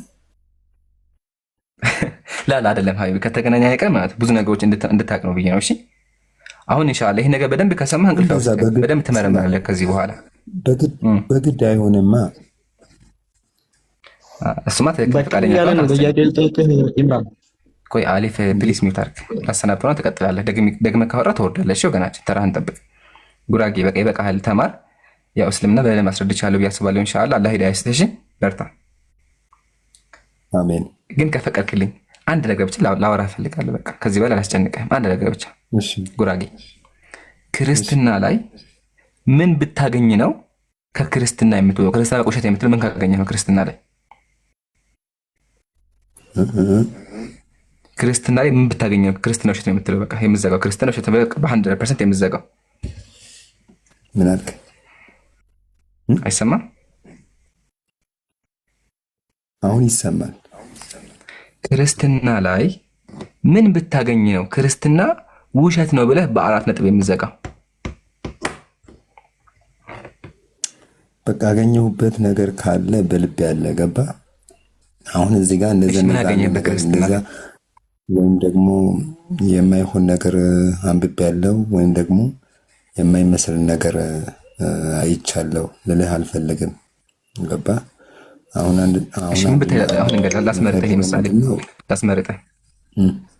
ላስመርጥህ።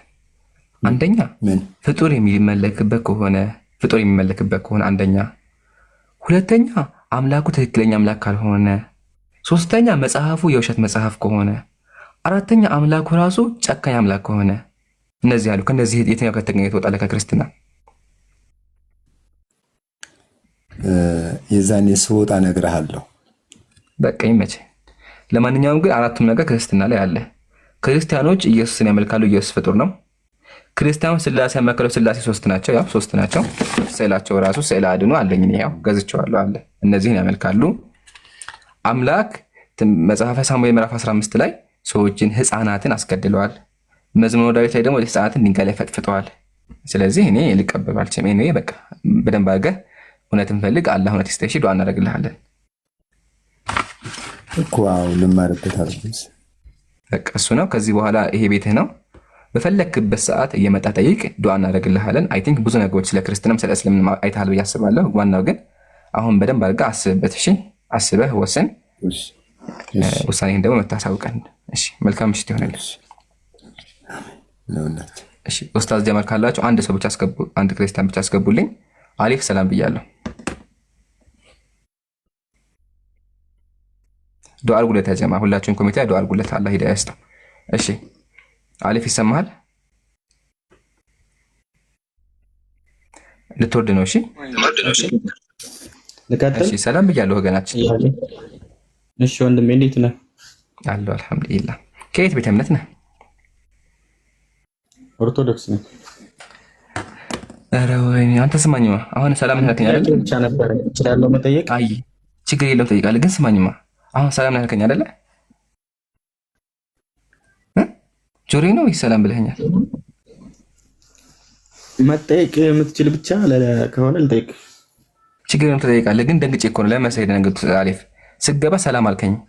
እኔ ደግሞ የክርስትና መጽሐፍ ቅዱስ ሳነብ አንድ ሰው ሰላም እኔ ስለ ቁርአን ልጠይቅ ነው የገባሁት። አባቴ ስለ ቁርአን ትጠይቃለህ፣ ግን አንዴ ብቻ ላውራ ፈቀድልኝ። እሺ ፈቀድልኝ፣ ትቀጥላለህ። አሁን አንተ ሰላም አልከኝ። ጥያቄ መጠየቅ ትችላለህ ወይ? ቆይ አዳምጣ። አንድ አይነት ጥያቄ ብሎ ሰው መጠየቅ የለብህም እኮ። አይ አይደለም፣ ቢሆንም መነሳት አለበት። አሁን አንተ ሰላም ብለኸኛል። በክርስትና መጽሐፍ መሰረት ደግሞ ክርስቲያን ያልሆነ እንዴት አደረክ እንዴት ዋልክ የሚል ካለ ስለ ቁርአን መመለስ ማስተማር ትችላለህ? እሺ ትጠይቃለህ። አንዴ ላንብበው። ይሄን ላንብበው አንዴ። እሺ ላንብበው። የክርስትና ሰዎች እሺ አንዴ ላንብበው። ይሄንን ሌሎች ሰዎች ማስተማር ትፈልጋለህ ወይ ያልከው? አይ ያጀማ እንዲነበብ ፈቃደኛ አይደለም፣ ግን እናንተ ይሁት። እሺ ያው አንድ ክርስቲያን ሙስሊምን ሰላም ካለ እሱ ራሱ ሙስሊም ሆኗል፣ ከክርስትና ይወጣል። እና አሊፍ ያው ቢከብድህም ከክርስትና ወጣሃል። ለምን? እኔ ሰላም ብለኸኛል። ይሄ መጽሐፌ ነው። በቃ አሁን ጥያቄህን አቅርብ።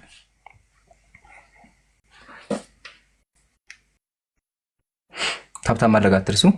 እና ደግሞ ያ ጀማዓተል ኸይር ሮብ ከምሽቱ 3 ሰዓት ላይ ከዚያ ዲያቆን ጋር የውይይት ጥሪ አቅርበናል። ሁላችሁም እንዳቀሩ ጥያቄህን አቅርብ።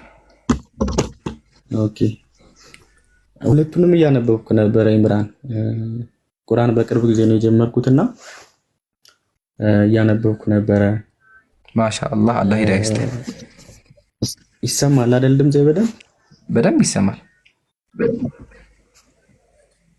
እና ግን አሁን ከቁርአን ከመጽሐፍ ቅዱስ ላይ ያሉት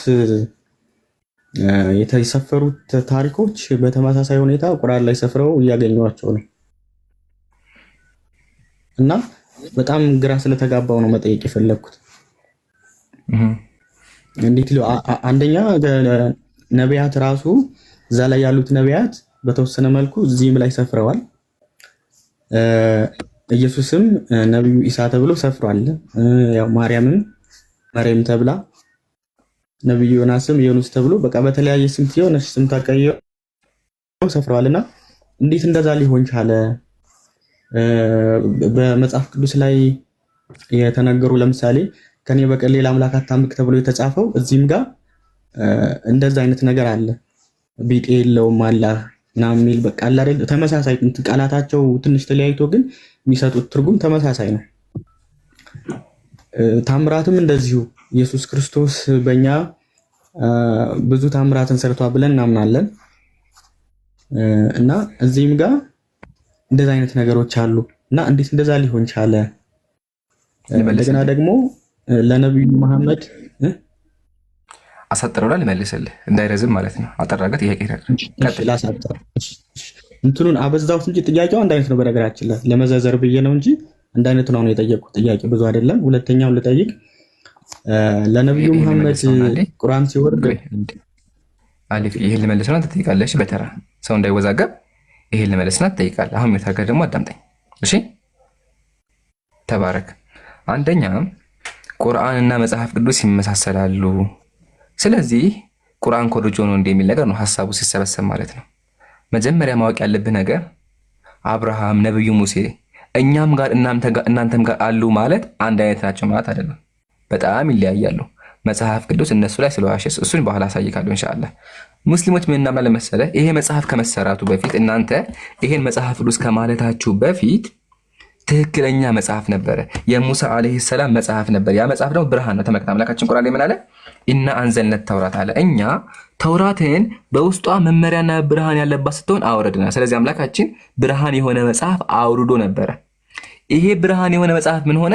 ሊቃውንቶች በርዘውት አቃጥለውት፣ ይሄውማ እንደዚህ አድርገውት ማለት ነው። በዚህ መንገድ አቃጥለውት አሁን እናንተ ጋር ደረሰ። እናንተ ደግሞ የአምላክ ቃላችሁ ወሰዳችሁት ማለት ነው። በዚህ መንገድ እናንተ ጋር አለ። አሁን ይኸው በዚህ መንገድ እናንተ ጋር አለ። ይሄ ነው አያ፣ በዚህ መንገድ እናንተ ጋር አለ። ስለዚህ እናንተ መናጋችሁ ከትክክለኛው መጽሐፍ ይሄን መጽሐፍ አወጣችሁ። ለዛ ነው አልፎ አልፎ ምን የሚል ታገኛለህ? ምሳሌ ስለ አብርሃም አለ፣ ስለ ሙሴ አለ። ግን አለ ማለት ደግሞ አንድ አይነት ናቸው ማለት አይደለም። ላሳይክ ምሳሌ ቁርአን ላይ አምላካችን ምን አለ? እሺ ወጀአልናሁም አኢማ፣ ነቢያቶቼ በትእዛዛችን ወደ በጎ ስራ የሚመሩ መሪዎች አደረጋቸው። ነቢያት በእስልምና ወደ ጥሩ ነገር የሚመሩ ናቸው። ወደ እነርሱም መልካም ስራዎችን መስራት፣ ሰላትን መስገድ፣ ዘካን መስጠት አስወደድን፣ ለእኛም ተገዢዎች ነበሩ አለ። የሙስሊሞች ነቢያት እና አብርሃም እነ ዳዊት ምንድን ናቸው? ጥሩ ሰዎች ነበሩ፣ ጥሩ ነገር ያዛሉ። ግን ወደ መጽሐፍ ቅዱሶቹ ስንመጣ ማለት ነው ገና ከመጀመሪያው ስንጀምር ልጆቻቸው ጋር የሚተኙ ሰክረው ራቁታቸውን የሚሆኑ ምሳሌ ተመልከት። እንደዚህ ኦሪት ዘፍጥረት ላይ ኖህ ገበሬ መሆን ጀመረ፣ ወይን ተከለ፣ ከወይን ጠጅ ጠጣና ሰከረ፣ በድንኳኑም ውስጥ ራቁቱን ሆነ ይልሃል። ነብዩ ኖህ ምን አደረገ? ሰክሮ ራቁቱን ሆነ ይልሃል መጽሐፍ ቅዱስ። አያ ይሰክር ነበረ። በእስልምና አምላካችን ይላል እነሱ ጥሩ ሰዎች ናቸው፣ ወጀዐልናሁም አኢማ መሪዎች ናቸው አለ። ምሳሌ ዳዊት አንድ ሚስት ለማግባት ብሎ 200 የወንድ ብልት ቆረጠ። ተመልከት። ዳዊትም መጽሐፍ ቅዱስ ነው። እሺ ዳዊትም ባለሙ አብረውት የነበሩ ሰዎች ሄደው 200 ፍልስጤማውያንን ገደሉ። ለንጉሱ አማች ይወት ዘንድ ሸለፈታቸውን ብልታቸውን ማለት ቆርጦ በቁጥራቸው ልክ ለንጉሱ አቀረበ። ከዚያም ልጁን ሚልኮን ዳረለት ይላል። ያንተ ነብይ ዳዊት ምን አደረገ? ብልት ቆርጦ ሚስት አገባ ይላል። ምሳሌ ደግሞ ጨመረ። ምሳሌ ደግሞ ምን አደረገ? ሰዎችን ይገል ነበረ። ያውማ በውስጧም የነበሩትን ህዝብ አውጥቶ በመጋዝ ተረተራቸው፣ በመጥረቢያ ቆረጣቸው። ሰዎችን በመጋዝ ተረትር ነበር። አያ የመጽሐፍ ቅዱስ ነቢያት ሰዎችን በመጋዝ ትርትር ያደርጋሉ። ሰዎችን ቆዳቸውን ይገፋሉ። አውዙ ቢላህ። የኛ ነቢያትሳ እንደዛ ነገር ጭራሹ ነው ያደርጉም። ለዛ ነው መጽሐፍ ቅዱስ ትክክለኛውን ታሪክ ቀይሮ በርዞ አመጣ የምንለው። ስለዚህ ፖይንቱ ምንድነው? መጀመሪያ ትክክለኛ መጽሐፍ ነበር። ከዛ ከትክክለኛ መጽሐፍ ቄሶቹና አይሁዳውያን መጽሐፉን በርዘው ነቢያትን ተሳደቡ፣ አምላክን ተሳደቡ። ምሳሌ ኢየሱስ በእስልምና ምን አለ? ኢኒ አብዱላህ እኔ የአላህ ባሪያ ነኝ፣ መጽሐፍን ሰጥቶኛል፣ ነብይም አድርጎኛል አለ። በእስልምና ኢሳ ባለሟል ነው። ወጂሃን ፊ ዱንያ በዱንያም በአኺራም የተከበረ ነብይ ነው በእስልምና። ግን በክርስትና ስንመጣ ይገርምሃል፣ ኢየሱስ አስካሪ መጠጥ ይጠጣል በክርስትና አስተምሮ። ተመልከት ምሳሌ የሉቃስ ወንጌል እንደዚህ የሉቃስ ወንጌል ምዕራፍ 7 ላይ መጥምቁ ዮሐንስ እንጀራ ሳይበላ የወይን ጠጅ ሳይጠጣ መጥቷል። የሰው ልጅ ግን እየበላና እየጠጣ መጥቷል። እነሆ በላተኛና የወይን ጠጅ ጠጪ አላችሁት ይላል። ኢየሱስ ምን ያደርግ ነበረ? የወይን ጠጅ ይጠጣ ነበረ ኢየሱስ። ተመልከት የወይን ጠጅ እንደሆነ ተመልከተው። ቀጥሎ የሚለው እዛ ጋር ያው that eating bread አለ፣ ዳቦ እየበላ and drinking wine አስካሪ መጠጥ እየጠጣ አለ። ስለዚህ በእናንተ እንኳን ኢየሱስ አስካሪ መጠጥ ይጠጣል። በእስልምና ግን እንደዚህ ይባል ነገር ጭራሽ ነው የለም። ኢቭን ኢየሱስ የመጀመሪያ ተአምሩ ምንድን ነበረ? አስካሪ መጠጥ መስራት ነበረ። ግን በእስልምና እንደዚህ ይባል ነገር ጭራሽ ነው የለም። ስለዚህ ምን እንላለን ሙስሊሞች? መጀመሪያ ትክክለኛ መጽሐፍ ነበር፣ ያንን ትክክለኛ መጽሐፍ በርዛችሁ ነቢያትን ተሳድባችኋል ብለን እንናገራለን። አሁን ግልጽ ይሆነልኝ ይመስለኛል። አንድ ድል አለ ካልገባ። እሺ ሌላ ሁለተኛ ጥያቄ ልጠይቅ። የጀመርኩትን ጠይቅ ይቻላል። ነብዩ መሐመድ እንግዲህ የመጀመሪያው ሙስሊም ናቸው ተብሎ ይታመናል። እሳቸውም ተናግረዋል። አይ አይደሉም፣ የመጀመሪያው ሙስሊም አይደለም። ሱረቱል አንዓም 6:163 ላይ እኔም የመጀመሪያው ሙስሊም ነኝ ብለው ራሳቸው ተናግረዋል። ይከን መሐል እዛ ቁርአን ላይ ሙሳ ደግሞ ምን አለ? እኔ የሙስሊሞች መጀመሪያ ነኝ አለ ሙሳ። ስለዚህ ሙሳ ወይስ ነብዩ የትኛው የመጀመሪያ ሙስሊም? እንግዲህ በእስልምና ነብዩ መሐመድ ናቸው ቁርአንን እንደተቀበሉ። እንደዛ ከሆነ ምሳሌ ይሄን ይሁንማ። ሱረቱል አዕራፍ እንደዚህ ይላል። ሱረቱል አዕራፍ ቁርአን ላይ ሙሳ እንደዚህ አለ፣ ወደ አንተ ተመለስኩኝ እኔም በወቅቱ የምእመናን መጀመሪያ ነኝ አለ። በወቅቱ የሚለው ማብራሪያ ነው። ምን አለ? እኔ የምእመናን መጀመሪያ የሙስሊሞች መጀመሪያ ነኝ አለ። ስለዚህ ሙሳ ወይስ ነብዩ የትኛው የመጀመሪያ ነብይ ሙስሊም? በወቅቱ ይላል እሱ ጋር የለም። አረበኛው ላይ ይሄ ማብራሪያ ነው። እሺ እንዲገባህ ነው። በቅንፍ ያስገቡት የለም። አረበኛ ወአና አወሉ ሙስሊሚን የሚለው ሙእሚኒ። እሺ ማለት እኔ አሁን የተመሳሰለብኝ ነገር አለ ማለት ቁርአንና መጽሐፍ ቅዱስ አንድ ነው ለማለት ፈልጌ አይደለም። አንተ ያልተረዳኸው ነገር በተወሰነ መልኩ እቺ ልመልስና ተቀጥላለህ። እቺ ልመልስልህ። እሺ አንዴ አንተ ያመጣኸው አንቀጽ ይሄን ነው። እሺ አክሷ እንዲገባህ ብዬ ነው ያመጣኸው አንቀጽ ይሄን ነው። ምን ይላል?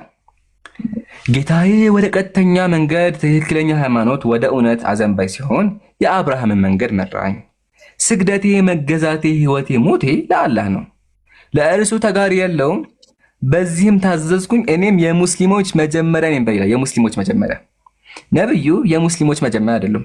ለምን ከዛው ራሱ መልስ ተመልከት። የአብርሃም መንገድ መራኝ ይላል። ነብዩ የአብርሃምን መንገድ ነው የሚከተሉት እንጂ አዲስ መንገድ አላመጡም። የአብርሃም መንገድ ምንድነው? የአብርሃም መንገድ ላሳይክ እንደሆነ የአብርሃም መንገድ መንገዱ ምንድነው? አብርሃም አይሁዳዊ ክርስቲያንም አልነበረም፣ ግን ወደ ቀጥተኛ ሃይማኖት የተዘነበለ ሙስሊም ነበር። አየህ አይደለ? ስለዚህ አብርሃም ራሱ ሙስሊም ነበር። ነብዩ ሰለላሁ ዐለይሂ ወሰለም ደግሞ የአብርሃም ተከታይ ናቸው። ታዲያ ቁርአኑ የመጀመሪያ ሙስሊም ሲል ምን ማለት ፈልጎ ነው ካልከኝ፣ በነብዩ ዘመን ከተላኩት ማህበረሰብ አንፃር በአላህ መጀመሪያ ያመኑት ነብዩ ናቸው። ከተላኩበት ማህበረሰብ አንፃር በዛ ማህበረሰብ ሙስሊም አልነበረም። አሁን በወረደው ሸሪዓ የሚታዳ አልነበረም። ስለዚህ ነብዩ ሰለላሁ ዐለይሂ ወሰለም መጀመሪያ አምነው ከዛ ደግሞ ሰዎችን እንዲያምኑ አደረጉ ማለት ነው። ተመልከት ማስረጃ ያቀርብልህ ሙስሐፉ ትቢያን መጽሐፉን ይኸው እንደዚህ ይላል። አልሙራድ የተፈለገው እኮ ሚን አህሊ መካ ከተላኩበት ማህበረሰብ ነው። ሊአነሁ አወሉ ሙስሊሚና ሚንሁም ነብዩ ከተላኩበት ማህበረሰብ የመጀመሪያ ሙስሊም ናቸው አለ። ስለዚህ አንጻራዊ ነው። ኢቭን ሙሴ ራሱ እኔ የሙስሊሞች መጀመሪያ ነኝ ብሏል። ግን ከተላከበት ማህበረሰብ አንጻር ማለት ነው እንጂ የመጀመሪያ ሙስሊም በአጠቃላይ ደረጃ አደም አለይሂ ሰላም ነው።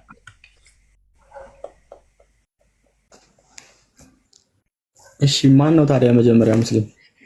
አደም አለይሂ ሰላም።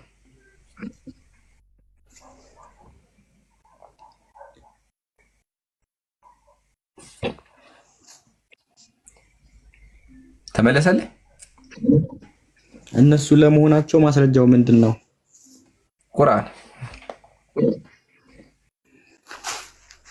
እሺ ሌላ ጥያቄ ልጠይቅ። እንግዲህ ከክርስቶስ ልደት 610 ዓመት በፊት ነው ቁርአን የወረደውና ራሱን ለምን አልቻለም? ለምን ከመጽሐፍ ቅዱስ ላይ ያሉትን ነቢያትን ኢብራሂምን እነሱን ኢሳን ወደዚህ ማምጣቱ ለምን አስፈለገ?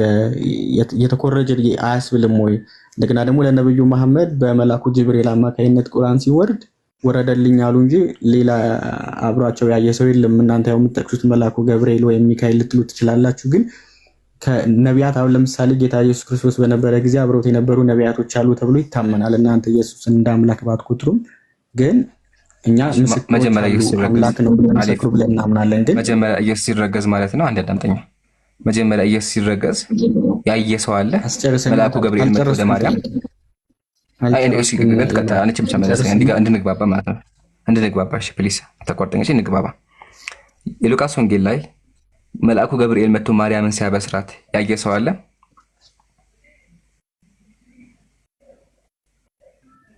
ያየ ሰው ሳይሆን እዛው ጸነሰቻት አይደል? ስለዚህ የጸነሰ ሰይጣን ቢሆን በምን እናውቃለን? ገብርኤል እንደሆነ ያየ ምስክር አለ? ለምን ሰይጣን ነው ብለህ ታምናለህ አንተ እንዴ? አይ ያለ ግን ማስረጃ ነገር ነው ያልኩህ። በምን ለውቅ? እሺ ለምን ሌላ ሰው እንዲያ ያላደረገ? ለምን ማርያም ብቻ? አንተ ይሄኛውን ከዚህ ጋር ለምን ታነጻጽረዋለህ? ኢየሱስን ኢሳ ብለህ ነው እንደ ነብይ የምትቀበለው እንጂ ባንተ መጽሐፍ እንዲገባህ ነው። በዛው ግዴታ ምስክር መኖር የለበትም የሚለው እንዲገባህ ነው። አሁን በቃ ጥያቄህን አቅርበህ የሚወት አድርግ። ቀጥል። እና ከ610 ዓመት በኋላ ነው ከክርስቶስ ልደት ቁርአን ወረደ የተባለውና ወይ ሌላ ነብይም የለም ሲወርድ ወይ እነሱ መጻፍና መንበብ አይችሉም ሲጀመር። እንዴት አላህስ እንዴት አልገለጠላቸውም? እንደገና ደግሞ 23 ዓመት አጠቃላይ እንዴት ሊወርድ ቻለ? አሁን የጠቀስከው ጥቅስ መልአኩ ገብርኤል እንግዲህ ድንግል ማርያም ናም ስራታል ብለሃል። ልክ እዛው ሲያበስራት እዛው ነው የጸነሰችው። ግን ቁርአን ግን ሲወርድ አጠቃላይ 23 ዓመታትን ፈጅቷልና እንዴት 23 ዓመታትን ሊፈጅ ቻለ? አላህ በመንፈስ ቅዱስ መርቶት ከሆነ ያ ነገር የሚጻፈው እንዴት በአንድ ደቂቃ፣ በአንድ ሴኮንድ፣ በአንድ ቀን ሊያደርገው አልቻለም? እንደገና ነብዩንስ እንዴትስ መጻፍና ማንበብ እንዲችሉ መንፈስ ቅዱስ አልሞላባቸውም የሚል ጥያቄ አለ። አይ እናመሰግናለን።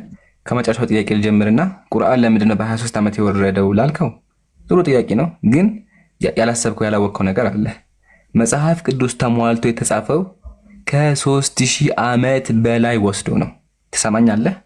20 ዓመት አይደለም፣ 100 ዓመት አይደለም፣ 200 አይደለም፣ 1000 አይደለም፣ 3000 ዓመት ከዛ በላይ ፈጅቶ ነው የተጻፈው። ስለዚህ አንተም እቺ ነገር አስብባት። በኋላ ወደ ቁርአን ልመለስልህ። መጀመሪያ ቁርአን በጥቅል ደረጃ ወርዷል። አምላካችን ቁርአን ላይ ሱረቱል ቀድር ላይ ምን አለ? ኢና አንዘልናሁ ፊ ለይለቲል ቀድር፣ ቁርአንን በለይለቱል ቀድር አወረድነው አለ። ቁርአን ሙሉ ለሙሉ ወደ ሰማኡ ዱንያ ወርዷል። ነገር ግን ወደ ምድር ሲመጣ ማለትም ወደ ነብዩ ሰለላሁ ዐለይሂ ወሰለም ሲመጣ እንደ አስፈላጊነቱ ነበር የሚወርደው። በአንዴ ከወረደማ ለውጥ አይኖርም። ለምን? ሰዎቹ ጣዖት አምላኪያን ናቸው። ስለዚህ አምላካችን ነብዩን ልኮ ዘሎ ስለ ጀነት ስለ ጀሃነም አልነገራቸውም። መጀመሪያ ምን ነገራቸው? መጀመሪያ ነገራቸው ምንድነው? አላህን ፍሩ፣ ጣዖታትን ካዱ የሚል ነገር አስተማራቸው። ይሄን ከተማሩ በኋላ ቀጥሎ ማደረገ ይሄን ካደረጉ ጀነት እንደሚገቡ ነገራቸው። ከዛ ህግ መጣ። ስቴፕ ባይ ስቴፕ ነው። ዘሎ በአንዴ አይሆንም። በአንዴ ከወረደማ ሰዎችም ይከብዳቸዋል። ምንም የማያቀን ሰው መጣ ሙስሊም ሁን ከዛ ጀነት ትገባለህ፣ ገሃነም ብትለው አይገባም፣ ስገድ ብትለው አይገባም። ኢቨን ስግደት ራሱ የመጣው ስቴፕ ባይ ስቴፕ ነው። ለዛ ነው አይሻ ረዲየላሁ ዐንሃ ማለት በሐዲስ ላይ ለው ካነ አወሉ ማ ነዘል ላ ተሽረቡል ኸምር ለቃለ الناس ላ ነደውል ኸምር አበዳ። ለመጀመሪያ ጊዜ ቁርአን ሲወርድ አለች አይሻ ረዲየላሁ ዐንሃ አትስከሩ የሚል ሆኖ ቢሆን ኖሮ ሰዎች መቼም አንተውም ይው ነበረ። ስቴፕ ባይ ስቴፕ ነው የወረደው። መጀመሪያ አምላካችን መጠጥ መጥፎ ነገር እንደሆነ ነገራቸው። ቀጥሎሳ ቀጥሎ ደግሞ አቁሙ አላቸው። አያ እስቲፕ የሚባል ነገር። ስለዚህ ምክንያቱ ይሄ ነው። ግን ቁርአን ሙሉ ለሙሉ ወደ ሰማኡ ዱንያ ያወርዳል። ሁለተኛ ምስክር አለ እንዴ ላልከው በጣም ብዙ ምስክሮች ሰሃቦች አይተዋል። ብዙ ምስክሮች አሉ። ግን ምስክር ግዴታ ከሆነ በክርስትና ኢየሱስ ወደ ሰማይ ሳያርግ ያየው የለም፣ ሲነሳ ያየው የለም፣ ማርያም ስታረግዝ ራሱ ያያት የለም ጭራሽ ነው። ስለዚህ ይሄ በሙሉ ውሸት ማለት አይባልም። ዋናው ግን ጅብሪል አለይሂ ሰላም ራሱ ምን አለ? ያ ሙሐመድ አንተ ሙሐመድ ሆይ አለ፣ አንተ ረሱሉላህ አንተ የአላህ መልእክተኛ ነህ፣ ወአና ጅብሪል እኔ ጅብሪል ነኝ አለ። ስለዚህ ጅብሪል አለይሂ ሰላም ራሱ መልአኩ ገብርኤል እኔ ጅብሪል ነኝ ብሎ ተናግሯል። አንደኛ። ሁለተኛ ሱሐቦችም አይተዋል። ሱሐቦች እንዳዩ ማስረጃ ካልከኝ አቀርብልሃለሁ። ምሳሌ ተመልከት። ሰሒሁ ሙስሊም ሐዲስ ቁጥር 8 ላይ ቃለ በይነና ነሕኑ ጁሉሲን እንደ ረሱሊላህ አሉ። ነብዩ ጋር ተቀምጠን ሳለ አሉ ሱሐቦች የሆነ ሰው ወደኛ መጣ። በጣም ያምራል፣ ልብሱ ነጭ ነው። ከዛ ወላ ዩራ አለይሂ አሰሩ ሰፈር የድካም መንገድ አይታይበትም። በቃ የሆነ ምንም አልደከመውም፣ መንገድ አልተጓዘም ማለት ነው። በጣም ያምራል፣ ነጭ ነው በቃ። ከዛ ቃለ ፈአስነደ ሩክበተሁ አላ ሩክበቲሂ መጥቶ ይሄ መቀመጫውን ወይም ደግሞ እግሩን በነብዩ በኩል አደረገና ምን አለ? ያ ሙሐመድ አንተ ሙሐመድ ሆይ እሺ ምን አለ? ማህየ አኽቢርኒ አን ልእስላም ስለ እስልምና ንገረኝ አላቸው፣ አስተማራቸው። ከዛ ነብዩ ሰለላሁ ዐለይሂ ወሰለም ምን አሉ? አላሁ ወረሱሉሁ አዕለም። ቀጥሎ ይሄን ከተናገሩ በኋላ ዑመር አሉት፣ ዑመር ማን እንደሆነ ታውቃለህ እንዴ አሁን የመጣው ብሎ ጠየቁ። ዑመር አላቅም ግራ ገብቶኛል አላቸው። ነብያችን ምን አሉ? ሃዛ ጅብሪል ይሄ እኮ ገብርኤል ነው። አታኩም ዩዓሊሙኩም ዲነኩም ዲናችሁን ሊያስተምራችሁ የመጣው መልአኩ ገብርኤል ነው አሉ። ስለዚህ መልአኩ ገብርኤል በሰው አምሳያ ተገልጦ ሱሐቦች አይተውታል፣ አስተምረውታልም። ያ ሰሒሁ ሙስሊም ሐዲስ ቁጥር 8 ላይ ያለልህ። ዋናው ግን ግዴታም አይደለም፣ ግን ሱሐቦችም አይተዋል። ለነበረን ቆይታ እናመሰግናለን። አሊፍ ያው እድል ስላለቀ ሌላ ጊዜ መተህ ደግሞ መጠየቅ ትችላለህ። እሺ አንድ የመጨረሻ አንድ ብቻ ልጠይቅህ። በቃ ለአንተ ልፍቀድልህ። ቀጥል። አንድ ጥያቄ ብቻ ነች። ቀጥሽ አጠረጋግረ ሱረቱል ጣሃ 20:12 ላይ እኔ ጌታህ ነኝ መጫሚያዎችህንም አውልቅ አንተ በተቀደሰው ሸለቆ በጧ ወይም በሲና ነህና የሚል አለ ቁርአን ላይና በተመሳሳይ መልኩ በእኛም ሙሴ ጫማህን አውልቅ የተቀደሰች ተራራ ወይ የቆምክባት መሬት የተቀደሰች መሬት ናትና የሚል ተመሳሳይ ቃላቶች ናቸውና እንትናቸው አንድ ነው። የሚሰጡት መልእክት ወደታች ወረድ ብሎ አምላክ እኔ ነኝ እዚህ ጋም እሱ አላህ እሱ ብቻ አምላክ እንደሆነ እንዲሰግድ ያዘዋል። እዚህም ጋር ተመሳሳይ ነውና ይሄ ነገር ተመሳሰለብኝና በጣም ግራ ተጋብቼ። እሺ ልመልስልህ። አንደኛ አይመሳሰልም። ለምን ቁርአን ላይ ምንድን ነው ያለው? አምላካችን ኢነኒ አነላህ እኔ አላህ ነኝ ነው ያለው። ለሙሳ እኔ አላህ ነኝ ነው ያለው። በእናንተ ሳ ምንድን ነው ያለው? ኢህ አሸር ነው ያለው። ኢህ አሸር እኔ ነኝ ያለው። አንደኛ አይገናኝም። ለዛ ነው እናንተ የአምላክን ስም አታውቁም የምንለው። እናንተ መጽሐፍ ላይ አምላክ ስም አይታወቅም። በእኛ ግን አላህ ምን አለ? ኢነኒ አነላህ እኔ አላህ ነኝ ያለ። አንደኛ ይሄን ካወቅን እንደሚላይ ከገባ። ሁለተኛ ለምን ግን ሙሳ ይባል ነገር አለ? ቅድም ገልጬልሃለሁ። ይሄ መጽሐፍ ቅዱስ የሚባለው መጽሐፍ መሰረቱ ትክክል ነበረ። መሰረቱ የትክክለኛ መጽሐፍ ነበረ። ግን የትክክለኛ መጽሐፍ የተበረዘ ውጤት ነው ካልከኝ ምንድን ነው? መጀመሪያ አምላክ ትክክለኛ መጽሐፍ አውርዶ ነበረ። ያን መጽሐፍ ደግሞ አይሁዳውያን ቀየሩት፣ በረዙ። እንደዚህ ተጠቁት፣ እንደዚህ ተበላ፣ በምስጥ በላው፣ እንደዚህ በላው። እንደዚህ ከተበላው መጽሐፍ እናንተ አደረጋችሁ፣ ኮፒ አድርጋችሁ የቀረውን በራሳችሁ ሞልታችሁ ተከተላችሁ። አያ ለዛ አልፎ አልፎ የነቢያት ታሪክ አለ። ምሳሌ አብርሃም ልጅ እንዳለው አላህ እንደባረከው አላህ ሰዋ እንዳለው ቁርአን ላይ ማለት እናንተም ላይ አለ። ግን ደግሞ አልፎ አልፎ ውሸት አስከበቡታላችሁ። ብዙ ቦታ ውሸትም ገብቷል። ግን ቁርአን ከመጀመሪያው እስከ መጨረሻው አምላክ ቃል ነው፣ እስካሁን ጠብቆታል። እንደዋሸም ደግሞ መጽሐፍ ቅዱስ ላይ አለ። ምሳሌ ቁርአን ላይ እነኒ አላህ እኔ አላህ ነኝ አለ። በእናንተ ግን አምላክ ስም አይታወቅም፣ በክርስትና አልነገረውም። ስለዚህ በዚህ አንፃር ነው። ግልጽ ይመስለኛል። ለነበረን ቆይታ እናመሰግናለን። መልካም ቀን ይሁንልህ። ያው እኔ ለጥያቄ ስለሆነ የገባሁት ለምትመልሳቸው መልስ ዲፌንድ አላረግም። ለምን ለጥያቄ ስለሆነ የገባሁት ለዛ ነው። አመሰግናለሁ። እስኪ አንዷን መልስልኝ ፕሊስ። እንደው በምታመልከው አምላክ አንዷን መልስልኝ። ከእስካሁኑ ጥያቄ ምሳሌ አምላክ ስም ማን ነው? አምላክ ለሙሴ እኔ ማን ነኝ ያለው? እሺ አንዴ ትንሽ ደቂቃ ስጠኝ። በቃ አሰብህበት እና ችግር የለውም። ይሄ ቻሌንጅ ነው አለው ችግር ኢላ አን የቁመ ሰዓ። አዳምጠኝ በደንብ ሚውታል እንዴ አዳምጠኝ። እሺ ችግር የለም። አስበህ ታወራለህ። የአምላካችሁ ስም ማን እንደሆነ ንገሩኝ። የአምላካችሁ ስም አምላካችሁ ለሙሴ እኔ ማን ነኝ ያለው? ካወቃችሁት አታውቁትም፣ ግን የለም አምላክ ስም ጠፍቷል። ለማንኛውም የሚታርቅ የውያ ሰላም ብያለሁ። ሰላም እንደምን አለ ኢምራን? ሰላሙን አላመን ተቢያ ቤተ እምነት ነህ ኢምራን? አንድ ጥያቄ ብቻ አንድ መልስልኝ ብቻ አይደል ያልክኝ? አንዱ መልስልኝ በቃ ልውጣ። እሺ ይሄ መልስልኝ። ይሄ መመለሳችንም ችግር ዋና የፈለኩት ነበር፣ ግን ቀጥ የፈለኩም ዮሐንስ 28 ላይ ምን ይላል መሰለህ? እሺ ዮሐንስ 28 ላይ ጌታ ከተሰቀለ በኋላ ተጠራጥረውት ነበረ። ሰማሃል ድምጼ? ከይቅርታ ጋር አንዴ ግን ቶማስ ተጠራጥሮ ነበር። የእግዚአብሔር ስም አነግረኝም። የአምላክ ስም ማን ነው? መጀመሪያ እኮ ልነግርህ እኮ ነው፣ ወደዛ ልሄድልህ ነው። ከዛስ መጀመሪያ ሰው ጀመቀጥ ቶማስ ስላላመነ ነክቼ ማመን ፈልጋለሁ አለና ልክ ጎኑን ሲነካው ከተነሳ በኋላ የተወጋ ጎኑን ነካና ዳሶ ሲያይ ራሱ መሆኑን አወቀና ቶማስ ምን አለ? ጌታዬ አምላኬ አለ።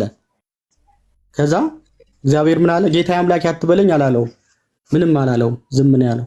ጌታዬ አምላኬ ሲለው ከዛ በኋላ ምንም እግዚአብሔር ጌታዬ አምላኬ አትበል እኔ አምላክ አይደለሁም የሚል ቃል አልተጻፈም። ወደታች ማየት ትችላለህ። አሁን በዚህ ቃል ብቻ ማለት ነው እንዴት እንደሚያጨርበው ላሳይክ።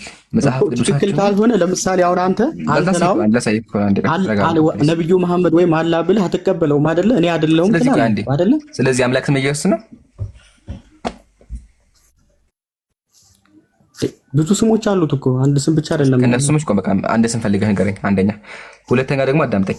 አሁን ባመጣው ጥቅስ ብቻ ቄሶቹ ምን ያክል እንደሚያጭበረብሩ መጽሐፍ ቅዱስ ምን ያክል እንደተበረዘ አሳይሃለሁ። አሁን አንተ ምንድን ነው ያልከኝ? ቶማስም ጌታዬም አምላኬም አይደለ ያልከው? ግን እንደዛ አይልም። ወረበል ከአባ እንደዛ አይልም። የሚለው ምንድን ነው? ቶማስም ኤንድ ቶማስ ይኸውማ ምንድን ነው የሚለው? ኤንድ ቶማስ አንሰርድ ሂም አንቱ ሂም ሳይንግ ማይ ሎርድ ኤንድ ማይ ጋድ ነው ያለው። በጣም ይለያያል ኢምራን፣ አንተ የምትይዘው በጣም ይለያያል። እኔ እዚህ ጋር በጣም ይለያያል። ከየት እንደምታመጣው አላውቅም። ይሄ አሁን ይሄ እንግሊዝኛ መጽሐፍ ነው። ከፈለግ ግሪኩን ከፍትልሃለሁ። የመጀመሪያው መጽሐፍ ይከፈታል።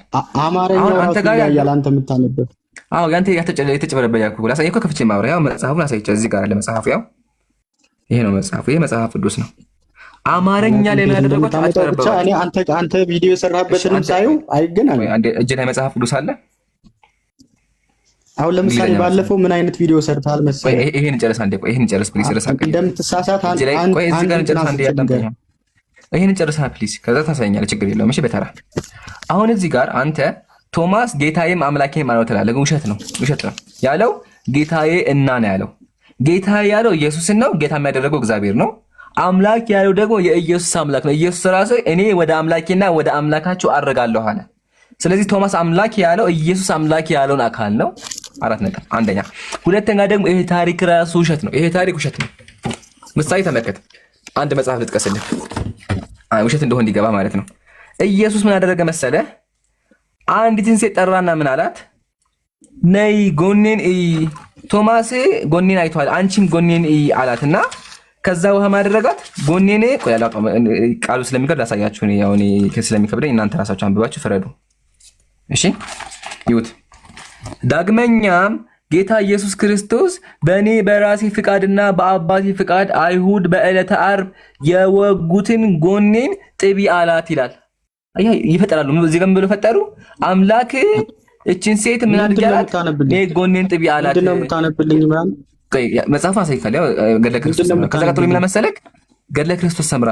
ያው በኢትዮጵያ ክርስቶስ መጽሐፍ ቅዱስ እየጠበቅኩ እኮ ነው። አንተ ምንድነው የምታነበው? በመጽሐፍ ውስጥ መጣላል እኮ አንዴ ረጋ በላ ፕሊዝ። በሁለቱም እናወራለን። እሺ በሁለቱም ይሄን ልጨርሰው አንዴ። ያው እዚህ ጋር ያን ጊዜ ልጅ የእናቱን ጡት እንደሚጠባ የጌታዋን የኢየሱስ ክርስቶስን የተወጋውን ጎኑን ጠባች ይላል።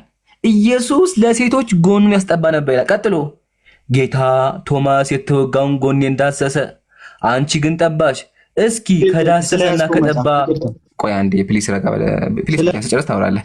ቆይ እስኪ ከዳሰሰና ከጠባ የቱ ብልጫ እንዳለው ንገራት። የትኛው ይበልጥ ከጠባና ከዳሰሰ? እሷ ምን አለች?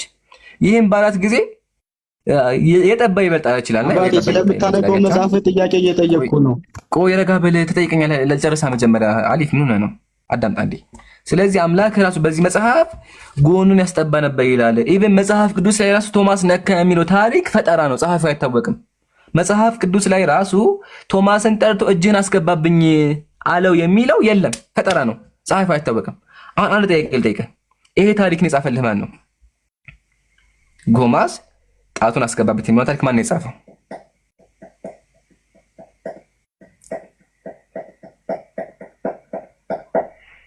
አሉ ወገኔ የት ገባ?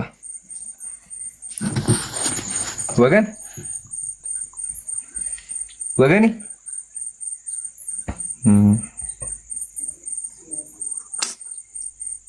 የለም። ይሄን ያልኳችሁ በቃ ተከስሩን አዳምጥ እና ታሪኩ ፈጣን እንደው አይታችኋል። እሺ ያ ሰላም ብያለሁ። ኢምራን እንዴት ነህ? አልሐምዱሊላህ ወገኔ ሰላም ብያለሁ። ከየት ቤተ እምነት? ክርስቲያን ነኝ። ጴንጤ ኦርቶዶክስ? ኦርቶዶክስ ነኝ። ኦርቶዶክስ ነህ? እሺ ልጠይቅህ ትጠይቃለህ? አይ ልጠይቅህና ዝም ብለህ አብራራልኝ። ኖርማሊ እንትን ሳይሆን ቀለል ያለ ጥያቄ ነው፣ ግን የሆነ ማብራሪያ ፈልጌ ነው። አይ ቀጥል፣ ይቻላል። ምን መሰለህ ኢምራን፣ አንድ ኡስታዝ በሰሞኑ እናንተ ማይተው ሊሆን ይችላል ቲክቶክ ላይ አላህን በህልሜ ያየሁት ብሎ ሲያወራ ሰምቼዋለሁ። እና በዚህ ሁኔታውን ይሄ ኡስታዝ ነብይ ነው ማለት እንችላለን? ኦር እሱ አባባሉ ደግሞ ልክ ካልሆነ ሌላ ኡስታዞች አይ አላህ በህልም አይታይም ብለው ለኡስታዙ መልስ አልሰጡትም እና ያ ማለት የኡስታዙን ንግግር ተቀብለውታል ማለት ነው። እና ለዚህ ኡስታዝ ደግሞ በህልም እውነት ከታያቸው ይሄ ኡስታዝ ነብይ ነው፣ የዚህ ዘመን ነብይ ነው ብለን መቀበል እንችላለን ወይ የሚለውን ነገር እንድትመልስልኝ ነበርና የመጀመሪያ ጥያቄ እሱን። ማለት ማንም ማብራሪያ አልተሰጣቸውም፣ ልክ ናቸውም አይደሉም አልተባለም እና ከምን አንጻር ይሄ ይታያል? አላህ በህልም ይታያል ወይ? ምክንያቱም አናግሮኛልም ብለዋል እና ነብዩ መሐመድን እንኳን አላናገሩት። አላህ በጅብሪል በኩል ነበር ሲያናገራቸው የነበረውና ለዚህ ኡስታዝ በዚህ ልክ የታያቸው ከምን አንጻር ነው? የመጀመሪያ ጥያቄ ነው። ሁለተኛ ጥያቄ መጠየቅ ትችላለሁ። ሁለተኛ ጥያቄ ደግሞ አንዳንድ መምህራን ይሄ ለመልስ ማለት ለዳረም ማለት ነው። በመጀመሪያ ላረመህ ምንድን ነው ያልከው? አላህ ነብዩን አላናገራቸውም ብለሃል። ይሄ ፍጹም ስህተት ነው። ቁርአን ላይ ራሱ አምላካችን ምን አለ? እዛ ላይ ስህተት ሊሆን ይችላል፣ ችግር የለውም። እሺ ላረመህ አድሚው ታርጋ አዳምጠኛ ፕሊስ። እንዴት ነው እንጂ ሚው ታርጋ። እሺ ምን ነካ? እሺ አላህ አናግሯቸዋል፣ ብዙ ማስረጃዎች አሉ። ይሄን ካየን ቀጥሎ አምላክ ይታያል ያልከው አምላክ አይታይም። ቁርአን ላይ አምላካችን ምን አለ? አይኖች አያገኙትም አያዩትም። ሱረቱል አንዓም ቁጥር 103 ላይ ላ ቱድሪኩሁል አብሳር፣ አይኖች አያገኙትም አያዩትም። አራት ነጥብ። ስለዚህ አምላክም ማንም ላየው አይችልም። ቀጥሎ አይሻ ረዲየላሁ ዐንሃ ምን አለች? መን ሐደሰ ከአነ ሙሐመድ ቀድ ረአ ረበ ፈቀድ ከዘብ፣ ነብዩ መሐመድ እንኳን ቢሆኑ አላህን አይቷል የሚል ካለ ዋሽቷል አለች። ወህወ የቁል፣ አምላክ ምን ይላል? ላ ቱድሪኩሁል አብሳር፣ አይኖች እኮ አያገኙትም። ስለዚህ አምላክም ማንም አያየውም። አንደኛ። ቀጥሎ ታዲያ ይህ ሰው ነብይ ነው እንዴ አላህን አየሁ አለ ላልከው፣ መጀመሪያ የነቢያት ራእይ ነው እንጂ የነቢያት ህልም ነው እንጂ ራእይ የሆነው የሰው ህልም ራእይ አይደለም። የሰው ህልም ራእይ አይደለም። የነቢያት ህልም ከሆነ ትክክል ነህ። አምላክ ነቢያትን በህልም በኩል ተአምር ያሳያቸዋል። ለዛ ሐዲስ በተመለከተ ነብዩ ሰለላሁ ዐለይሂ ወሰለም ምን አሉ? ወሩእየል አንቢያ ወህይ አሉ። የነቢያት ህልም ራእይ ነው አሉ። ሰው ግን ያየው ነገር በሙሉ ትክክለኛ ነው የሚል ነገር የለም። አንደኛ። ሁለተኛ ነብዩ ነው ነብይ በእኛ በኩል አልቋል። ቁርአን አምላካችን ምን አለ? ሙሐመድ ስለ ነብዩ ካወራ በኋላ ወኻተመ ነብይ፣ ነብዩ ሙሐመድ የነቢያት መጨረሻ ናቸው አለ። ስለዚህ ከነብዩ በኋላ የሚነሳ ነብይ የለም። አራት ነጥብ። ተመልሶልሃል? እሺ ተመልሶልኛል። ሌላው ደግሞ ምን መሰለህ፣ አንዳንድ በእስልምና ውስጥ አንዳንድ ኡስታዞች ትምህርት ሲያስተምሩ ስለ መንግስተ ሰማያት ማለት ነውና ምን ይላሉ? ከእናንተ በእርግጥ አልሰማሁም፣ ከአንዳንድ መምህራን የሰማሁትና መንግስተ ሰማያት ሲጋራ ማጨስ ትችላላችሁ፣ የፈለጋችሁትን መኪና መንዳት ትችላላችሁ ምናምን ይላሉ እና የሆነ ዓለማዊ ነገር የፈለጋችሁትን ነገር ማድረግ ይቻላል የሚል አስተምሮት አለና ያ የሚደረገው ሰውን ትኩረት ሰዎችን ወደ ራስ ለመሳብ ነው ወይስ የእስልምና አስተምሮ ነው? አጠር አድርገህ ንገረኝ። ምንም እንትን ስላልሆነ አይ ይህን ጥያቄ በክርስትና እናየዋለን። ከክርስትና በፊት እስልምና ላይ ያለውን ልመልስልህ። መጀመሪያ እኛ ሙስሊሞች የምናምነው በመጽሐፍ ቅዱስም ያለው አንድ ሰው ከሞተ በኋላ የሚነሳው በአካሉ ነው። አካል ሲነሳ ደግሞ አምላካችን ቁርአን ላይ ምን አለ? ፈኢዛ ሁም ሚነል አጅዳት ኢላ ረቢሂም የንሲሉን፣ ከመቃብራቸው ወጥተው ድጋሚ ወደ አምላክ ይመጣሉ አለ። ስለዚህ ሁሉም ሰው ወደ አምላክ ይመጣ ከነስጋው ነው፣ ሰው ነው፣ በቃ ሰውነት ነው የሚነሳው። ያ ሰው ደግሞ ፍላጎት፣ ስሜት አለው። ስለዚህ ጀነት ውስጥ ምን አለ? አላህ ለሁሉም ያዘጋጀው ፍላጎትና ደስታ አለ። ደስታ ምንድነው ካል መንፈሳዊና ጸጋዊ ነው። አንድ ሰው ጀነት ሲገባ ምን ያገኛል? አምላክን ያያል። የጀነት ትልቁ ጸጋ ምንድነው? ትልቁ ጸጋ አላህን ማየት ነው። አላህ ከነሱ ያድርገን። አንደኛ። ሁለተኛ ደግሞ ዩሰቢሑን አላህ፣ አላህን ያመሰግናሉ። ነብዩ ሐዲስ ላይ ምን አሉ? ዩሰቢሑን አላህ፣ አላህን ያመሰግናሉ። ስለዚህ አምላካችን እያመሰገንን በደስታ እንዋለን። ይሄ አንደኛ። ሁለተኛ ደግሞ ስጋዊ ጸጋ ነው። ስጋዊ ጸጋ ምንድነው? መብላት መጠጣት የሚባል ነገር አለ ማለት ነው። ይሄን ከተስማማን ቀጥሎ ምን ይነሳል? ሲጋራ ማጨስ አለ እንዴ? መኪና መንዳት አለ እንዴ ላልከው በጥቅል ደረጃ የተቀመጠው ምንድነው? በጀነት ውስጥ ነፍስ የምትፈልገው አለን የተባለው። ጀነት ላይ ምን አለ? አንድ ሰው የሚፈልገው በሙሉ ነገር አለ። ግን በሙሉ ነገር ሲባል መጥፎ ነገር የለም። ለምን ካከኛ አምላካችን ቁርአን ላይ ምን አለ? ወነዛዕና ማ ፊ ቁሉቢሂም ሚን ጊል አለ። በልባቸው ያለውን መጥፎ ነገር በሙሉ አወጣን አለ። ስለዚህ የጀነት ሰው ሲጀመር መጥፎ ነገር አይፈልግም፣ አይመኝም። መጥፎ ነገር ጭራሹን አይመኝም። ስለዚህ መጥፎ ነገር ስለማይመኝ መጥፎ ነገር ጀነት ላይ የለም። ነገር ግን አንድ ሰው የፈለገው ጸጋ በሙሉ ጀነት ላይ አለ። አላህ ጀነት ከሚገቡ ያደርገን። አምላካችን ምን አለ? ለሁም ማተሽተሂ አንፉሱሁም፣ ነፍሶቻቸው የሚፈልጉት በሙሉ አለ። ዩበሽሩሁም አለ። ቀጥሎ አምላክ ያበስራቸዋል። ቢረህመት ሚንሁ፣ ከእርሱ በሆነ እዝነት አምላካቸው ያዝልናል። ውዳሴ እንወደሳለን፣ መላእክቶች ያመሰግናል። በገነቶች ለነሱ በውስጧ የማያቋርጥ መጠቀሚያ ያለባት ስትሆን ያበስራቸዋል። በውስጧም ለዘላለም ዘውታሪዎች ሆናቸው ይላል። ስለዚህ ጀነት ላይ ሁሉም ጸጋ አለ፣ መጥፎ ነገር ግን የለም። ስለዚህ ሲጋራ ላይ እንደዛ አይነት ነገር የለም። ግን ደግሞ ምን አይነት ነገር አለ የሚለውን ነገር የምናውቀው ስንሄድ ነው። 4 ነጥብ። አመሰግናለሁ። እሺ ሌላ ኢምራን ምን መሰለህ፣ አሁን ሁሉም ሰው ሲወለድ ሙስሊም ነው ይባላል እና በአስተምሮ ደረጃ በኢስላም አስተምሮ ደረጃ እና አሁን ደግሞ ሰሞኑን በምናየው አስተምሮ ደረጃ አንድ እስልምና አንድን እስልምና የመንቀፍ ነገር አለና ለምሳሌ ሰለፊ እስላም አይደለም፣ ሀበሽ እስላም አይደለም ይባላል እና ልጨርስልህ አንዴ። እሺ ተከተላለህ። ቅድም ያላወራሁት ነገር ስላለ ነው። እሺ በክርስትና ያለው ጠቅሳለሁ ብዬ ስለረሳሁ ነው። በክርስትና ምን አለ? በጣም ጥሩ ጥያቄ። ምን አለ? ተመልከቱ። መጽሐፍ ቅዱስ መጽሐፈ መቃብያን በቤቱ ዙሪያ መልኩና መዓዛው ልዩ የሆነ ጣፋጭ የገነት ፍሬ ተተክሏል ይላል። ገነት ላይ ምን አለ? ፍሬ አለ። በዚያ የወይን የዘይት ቦታ አለ፣ ዘይትም አለ። ዘይት ነጋዴዎች ስሙ፣ ፈጽሞም ያማረ ነው፣ የፍሬው መዓዛ የጣፈጠ ነው ይላል። ስለዚህ በገነት ምን አለ? የሚጣፍጡ ፍራፍሬዎች አሉ። ምን? እነዚህ በሙሉ አሉ። ተምር ምናምን ቴምር ራሱ አለ። አሳያችሁ። የገነት ፍሬ ከማር ወለላ የበለጠ ጣዕም አለው። ይህንን ማግኘት የሚችሉት የቅድስት ቤተክርስቲያን ስርዓት የጠበቁ ናቸው። ስለዚህ በገነት ላይ ምን አለ? መዓዛ የተሸለመ ትርንጎም አለ፣ አበባ አለ። ከዛ አሁን ደግሞ ልቀጥላችሁ። ያው በገነት ላይ ጻድቃን የሚመገባቸው እጽዋት አሉ ይላል። ስለዚህ በገነት የሚበላ እጽዋት አለ። አንተ እጽዋት ትበላለህ ገነት ላይ እጽዋት ይላል አለ። ራእየ ማርያም የተመልክተው ራእየ ማርያም ደግሞ ምን አለ? አልጋም አለ፣ ሚስትም አለች። በክርስትና ያው የወይን ወንዝ አለ፣ የወይን ወንዝ አለ፣ የማር ወንዝ አለ፣ ፍራፍሬዎች አሉ። ከዛ በኋላ ቀጥሎ ምን አለ? አልጋ አለ። አሁን ይሄን ዋና ጨዋታ። በገነት ምን አለ? በክርስትና እግዚአብሔር በጣም የሚያምር ቆንጆ አልጋ፣ ሰፊ አልጋ ያደርግና ከዛ ሰፊ ክላስ ነው። እዛ ክላስ ማን ያስገባቸዋል? ባልና ሚስት ይገባሉ። ከዛ ለዛለም እዛ ደስ እያሉ ይኖራሉ። ምን እንደሚያደርጉ እንግዲህ እናንተ ወቁት። ተመልከቱ። ማርያም ምን ተነገረው? ማርያም ምን አለች? ተመልከቱ እዚህ ጋር ከፀሐይ ከጨረቃ ይልቅ ታበራለች አለች። በውስጧ ብርሃን የሚያንጸባርቅ የግምጃ ምንጣፍ ወለላ ተነጥፎበታል። የሚያምር ምንጣፍ አለ። ዋው ማሻአላ፣ ሰፊ ምንጣፍ አለ። እሺ የወርቅ የብር አልጋ ተዘርግቷል። የብር አልጋ አለ፣ ብርና የወርቅ አልጋ አለ። ይቺ ቦታ ለማን ትሆናለች ብዬ ልጄን ጠየቅኩት። ኢየሱስ ምን አለ?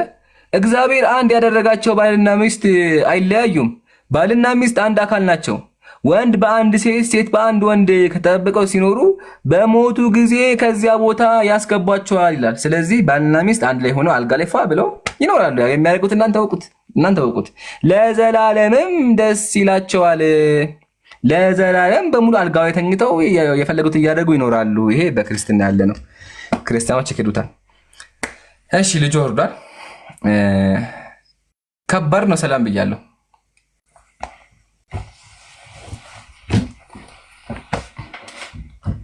የጀማ መጨረሻ ፖስት ያደረኩት ቪዲዮ በደንብ አሳያችሁ። ሶስተኛ ላይ ያለውን ከላይ ፒን አለ፣ 2 ፒኖች አሉ። ከሱ ቀጣይ ያለውን ሶስተኛውን ቪዲዮ በደንብ ኮፒ ሊንክ አድርጉት። እሺ ሪፖርት ላይ ነው ያለው ቪዲዮ፣ ብዙም እየታየ አይደለም። እና ኢንሻአላህ አላህ ካለ የፊታችን ሮብ 3 ሰዓት ላይ ከዲያቆኑ ጋር የመጨረሻ ውይይት እናደርጋለን። ሁላችሁም እንዳቀሩ ማስታወቂያን በደንብ ሰው ሪከርደሮች እየሰማችሁ ከሆነ ሪከርድ የምታደርጉ ፖስት የምታደርጉ በደንብ አድርጋችሁ አሰራጩ። አላህ ካለ ያው ተወስኗል ቀኑ ሮብ 3 ሰዓት ላይ የፊታችን ሮብ 3 ሰዓት ላይ የመጨረሻ ዲቤት አለ። ሁላችሁም እንዳቀሩ ተጋብዛችኋል።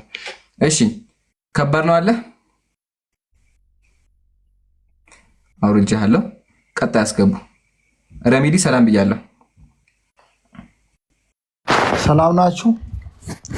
ሰላሙን አለምን ተቢያል ሁላ ጥያቄ አለ? አዎ አቅርብ ጥያቄ። ነቢዩ መሐመድ ለምን ማይሆን ህግ ያዛል? ትእዛዝ ይመስለኛል። በአላህ አንዳንድ አለ ኢየሱስ እና እግዚአብሔር ታዝኑ። እግዚአብሔር ምን አለ መሰለ መጽሐፍ ቅዱስ ላይ ምሳሌ አንዲት አንዲት ሚስት ባሏን ለማዳን ብላ የተደበደ ሊገደል ሲል ብልቱን ብትነካው እጇን ቁረጥ ይላል። ባሏን ለማዳን ብላ ብትደባደብ ግደላት ነው የሚለው፣ እጇን ቁረጣት ነው የሚለውና ይሄን ሲያደርግ የማውቀው እግዚአብሔር ነውና ሴት ቦታ ላይ ነብዩ እንደዛ አደረጉ ያልከው ይሄ ኦልድ ቴስትመንት ላይ ነው ብራዘር። ቢሆንም እግዚአብሔር አይደል ያዘዘው? እግዚአብሔር እኮ ያዘዘው ዋናው አዟል ነው እግዚአብሔር። ያኔ ህግ ስር ነበሩ፣ አሁን አይደለንም። እንዴት ነው አምላክ ታዲያ ምንም ያጠፋችን ሴት ባሏን ለማዳን ብላ ባሏ ወንድ እየደበደበ ሊገልባት ሲል ፕራይቬት ፓርት የምትቆርጣት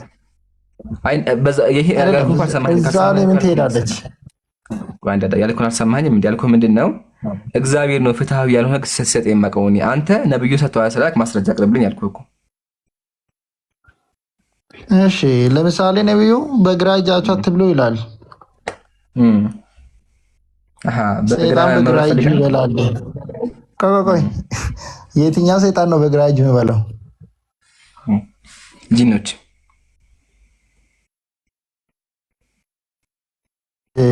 ይመገባሉ። እንዴት አለ? ሰይጣን አይደሉ? ሰይጣን እንዴት ይመገባል? ስፒሪት አይደል? ሰይጣን ማለት ሜታ ግላሰዳ እኔ እኮ እንደ የተሻለ ጋር መጣ ብዬ እኮ ነው አሁን። ስለዚህ ቆይ በግራ እጃችሁ ብሎ ነው ያልገባኝ ነገር። በግራ እጄ ልብላ ከሆነ በግራ እጅህ ብላ በላይ። ግን በክርስትና ማስተምሮ በግራ እጅ አይበላም። ይሄን አታውቅም አንተ። አልተማርክም፣ አላስተማሩህም፣ ሸውደውሃል፣ አልተማርክም። ማማሰላሽ እንደዛ ብለዋል። እሺ አውጣልህ ካው ችግር በቀኝ እጅ እንደማይበላ ሳይካለሁ በግራ እጅ በግራ እጅ እንደማይበላ። ዋናው እኛ ሙስሊሞች አደብ አለን። እሺ አደብና ስርዓት አለን። እስልምናችን ሙሉ መመሪያ ነው፣ ሙሉ ህጎች አሉ። ስለዚህ አንድ ሰው ሲበላ መብላት ያለበት በቀኝ እጁ ነው። በግራ እጁ ደግሞ ሌሎች ነገሮች ሲሰራ በግራ እጁ ነው የሚያደርገው። ሁሉም ነገር መመሪያና ህግ ስላለው አደብ አለ በእስልምናችን። ይህን ካስክልኝ ግን በቀኝም በላው በግራም በላው ክርስትና ትክክል ነው ማለት ነው? እስልምና በግራ እጃችሁ እንዳበሉ ስላለ በተዘዋዋሪ ክርስትና ትክክል ነው ማለት ነው? ምን ያገናኘዋል? እኔ እዚህ ጋር እያወራሁ ያለሁት አምላክህ 3 አምላክ ነው፣ አምላክህ ፍጡር ነው፣ አምላክህ የማይሆን ህግ ያዛል እያልኩ አንተ በምን አምሮ ነው በቀኝ እጅ ብሎ አለ የምትለው? አንደኛ። ሁለተኛ ደግሞ ልጨርሳ አታቆርጠኝ፣ ልጨርስልህ። ሰይጣን ባህሪ ነው። እሺ ሸይጣን የሚባል ፍጥረት የለም። ሸይጣን የሰው ባህሪ ነው ወይም ደግሞ ተግባር ነው። አንድ ሰው ሲገድል ገዳይ ይባላል፣ ገዳይ ሆኖ አይፈጠርም። እንዲሁም አንድ ጂን መጥፎ ነገር ሲሰራ ሸይጣን ይባላል። ምሳሌ የሰው ሸይጣን አለ። አምላካችን ቁርአን ላይ ምን አለ? ሸያጢነል ጂኒ ወል ኢንስ፣ የሰው ሸይጣን አለ። ሸይጣን የሚለው የባህሪ መገለጫ ነው እንጂ የሆነ ፍጡር አይደለም። ለማንኛውም ጥያቄን አቅርብ፣ ቀጥል። እሺ ለምሳሌ ጫማ ስታደርጉ በቀኝ አድርጉ፣ ከዛ ስታወጡ በግራ አውጡ ይላል። ብዙ አለ ባይዘ። ስለዚህ ምን ይሁን አይደለም። ይሄ ለምንድን ነው? ይሄ ግዴታ ነው አሁን እንዲመረግ? ይሄ ሱና ነው፣ ሱና ነው። አንደኛ ማለት አንድ ሰው ካላረገስ? ልመልስልህ እሱን ነብዩ አዘው በትእዛዝ ደረጃ ከመጣ ይሄ ዋጅብ ነው አንድ ሙስሊም ላይ ለማድረግ። በጀስት በአስተምህሮ ደረጃ ከሆነ ግን ተገብረዋለህ። አሁንም ግን ያልገባኝ ነገር በግራ ጫማችንን ለበስን በቀኝ የለበስን ፖይንቱ ምንድን ነው? አሁን ድህነት ይሆነኛል? ይሄ ግዴታ ነው። ይሄ ምን ማድረግ አንድ ሰው ካላደረገስ ይሄን ትእዛዝ ካልፈጸመስ? አዎ ማሻአላህ እሱን እኮ ብያለሁ። ነብዩ ሰለላሁ ዐለይሂ ወሰለም ሐዲስ ላይ ቃል በቃል አድርጉ ካሉ እናደርገዋለን። ግን በአስተምህሮ ደረጃ ደግሞ ከሆነ መተግበሩ ግዴታ አያስጠይቅም። አደረክም ተብለህ ገሃነም አትገባም።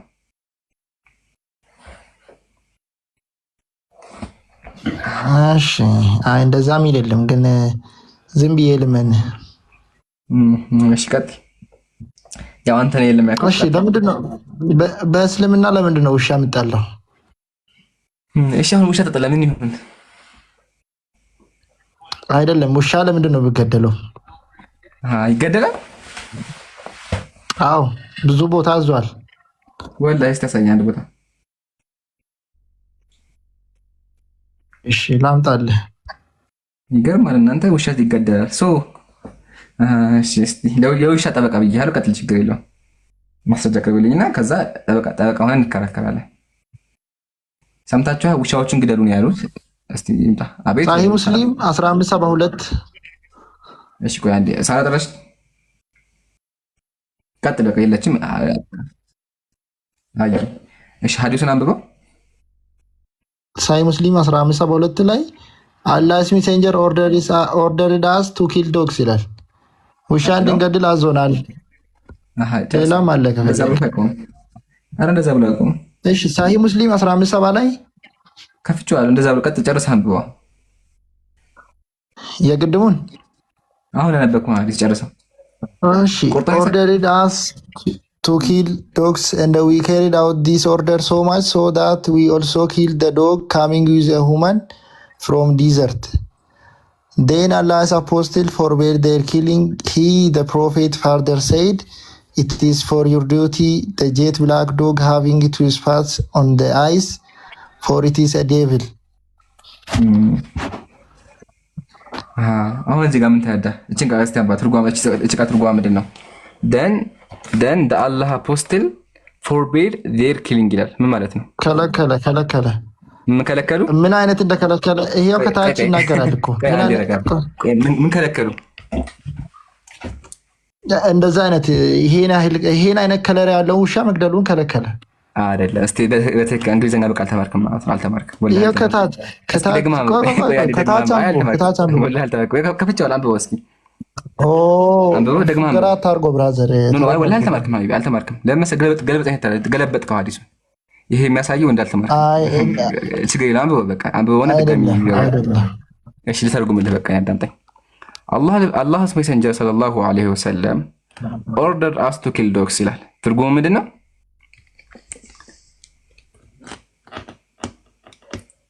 ላስተምርህ አልክ እኮ አስተምረኝ። አታውቀውም አንተ? አላውቀውም በላ። አላውቀውም በላ። ቁጭ አድርጌ አስተምርሃለሁ ኢንሻአላህ። አታውቀውም? አምነህ መሆን አለበት። እንደማላውቅ አውቀዋለሁ። ከማይችል ሰው ልማር ብዬ ነው። እሺ ማሻአላህ። ካወቅከው ንገረኛ። አላህስ ሜሴንጀር ሰለላሁ ዐለይሂ ወሰለም ኦርደር አስ ቱ ኪል ውሻ እንድንገድል አዞናል ይላል። ውሻ እንድንገድል አዞናል። ጥሩ። and we carried out this order so much አለ። ምን ማለት ነው? ይሄን ትእዛዝ ወሰርነው። እስከ የተወሰርነው ከሴት ጋር ያለን ውሻ እስክንገድል ድረስ። that we also killed the dog coming with a woman. እሺ from the desert.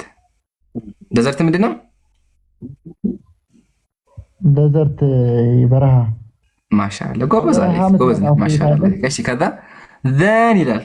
ዘን ማለት ነው። አሁን እኮ ይሄ ባይዘው መቀየር እኮ አይደለም። ተርጉማን ጨርሳ እዚህ ጋር ስደሰ መከበረች። ዘን ይላል። ዘን ማለት ነው። እሺ ከዛን አላህ አፖስትል ያላ መልእክተኛ ፎርቤድ ላቸውን ከለከለ። ምን መግደል? ውሻ መግደል ከለከለ። ከዛ ነው ምቡ ከታች አንብቡ። ማሻአላህ አለይክ። እኔ እኮ ብያቸዋለሁ። ቆይ አንዴ እዚህ ጋር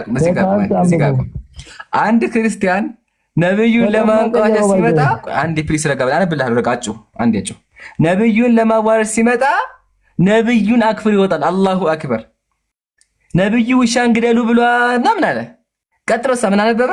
ከዛ በኋላ የአላህ መልእክተኛ አትግደሉ አሉ የሚሉን አነበበ። ጥሩ አሁን እንቀጥል። ከዛ then ይላል ቆይ አንድ ልጨርሰው አለቀም እኮ አሁን the prophet further said አለ ማለት ነው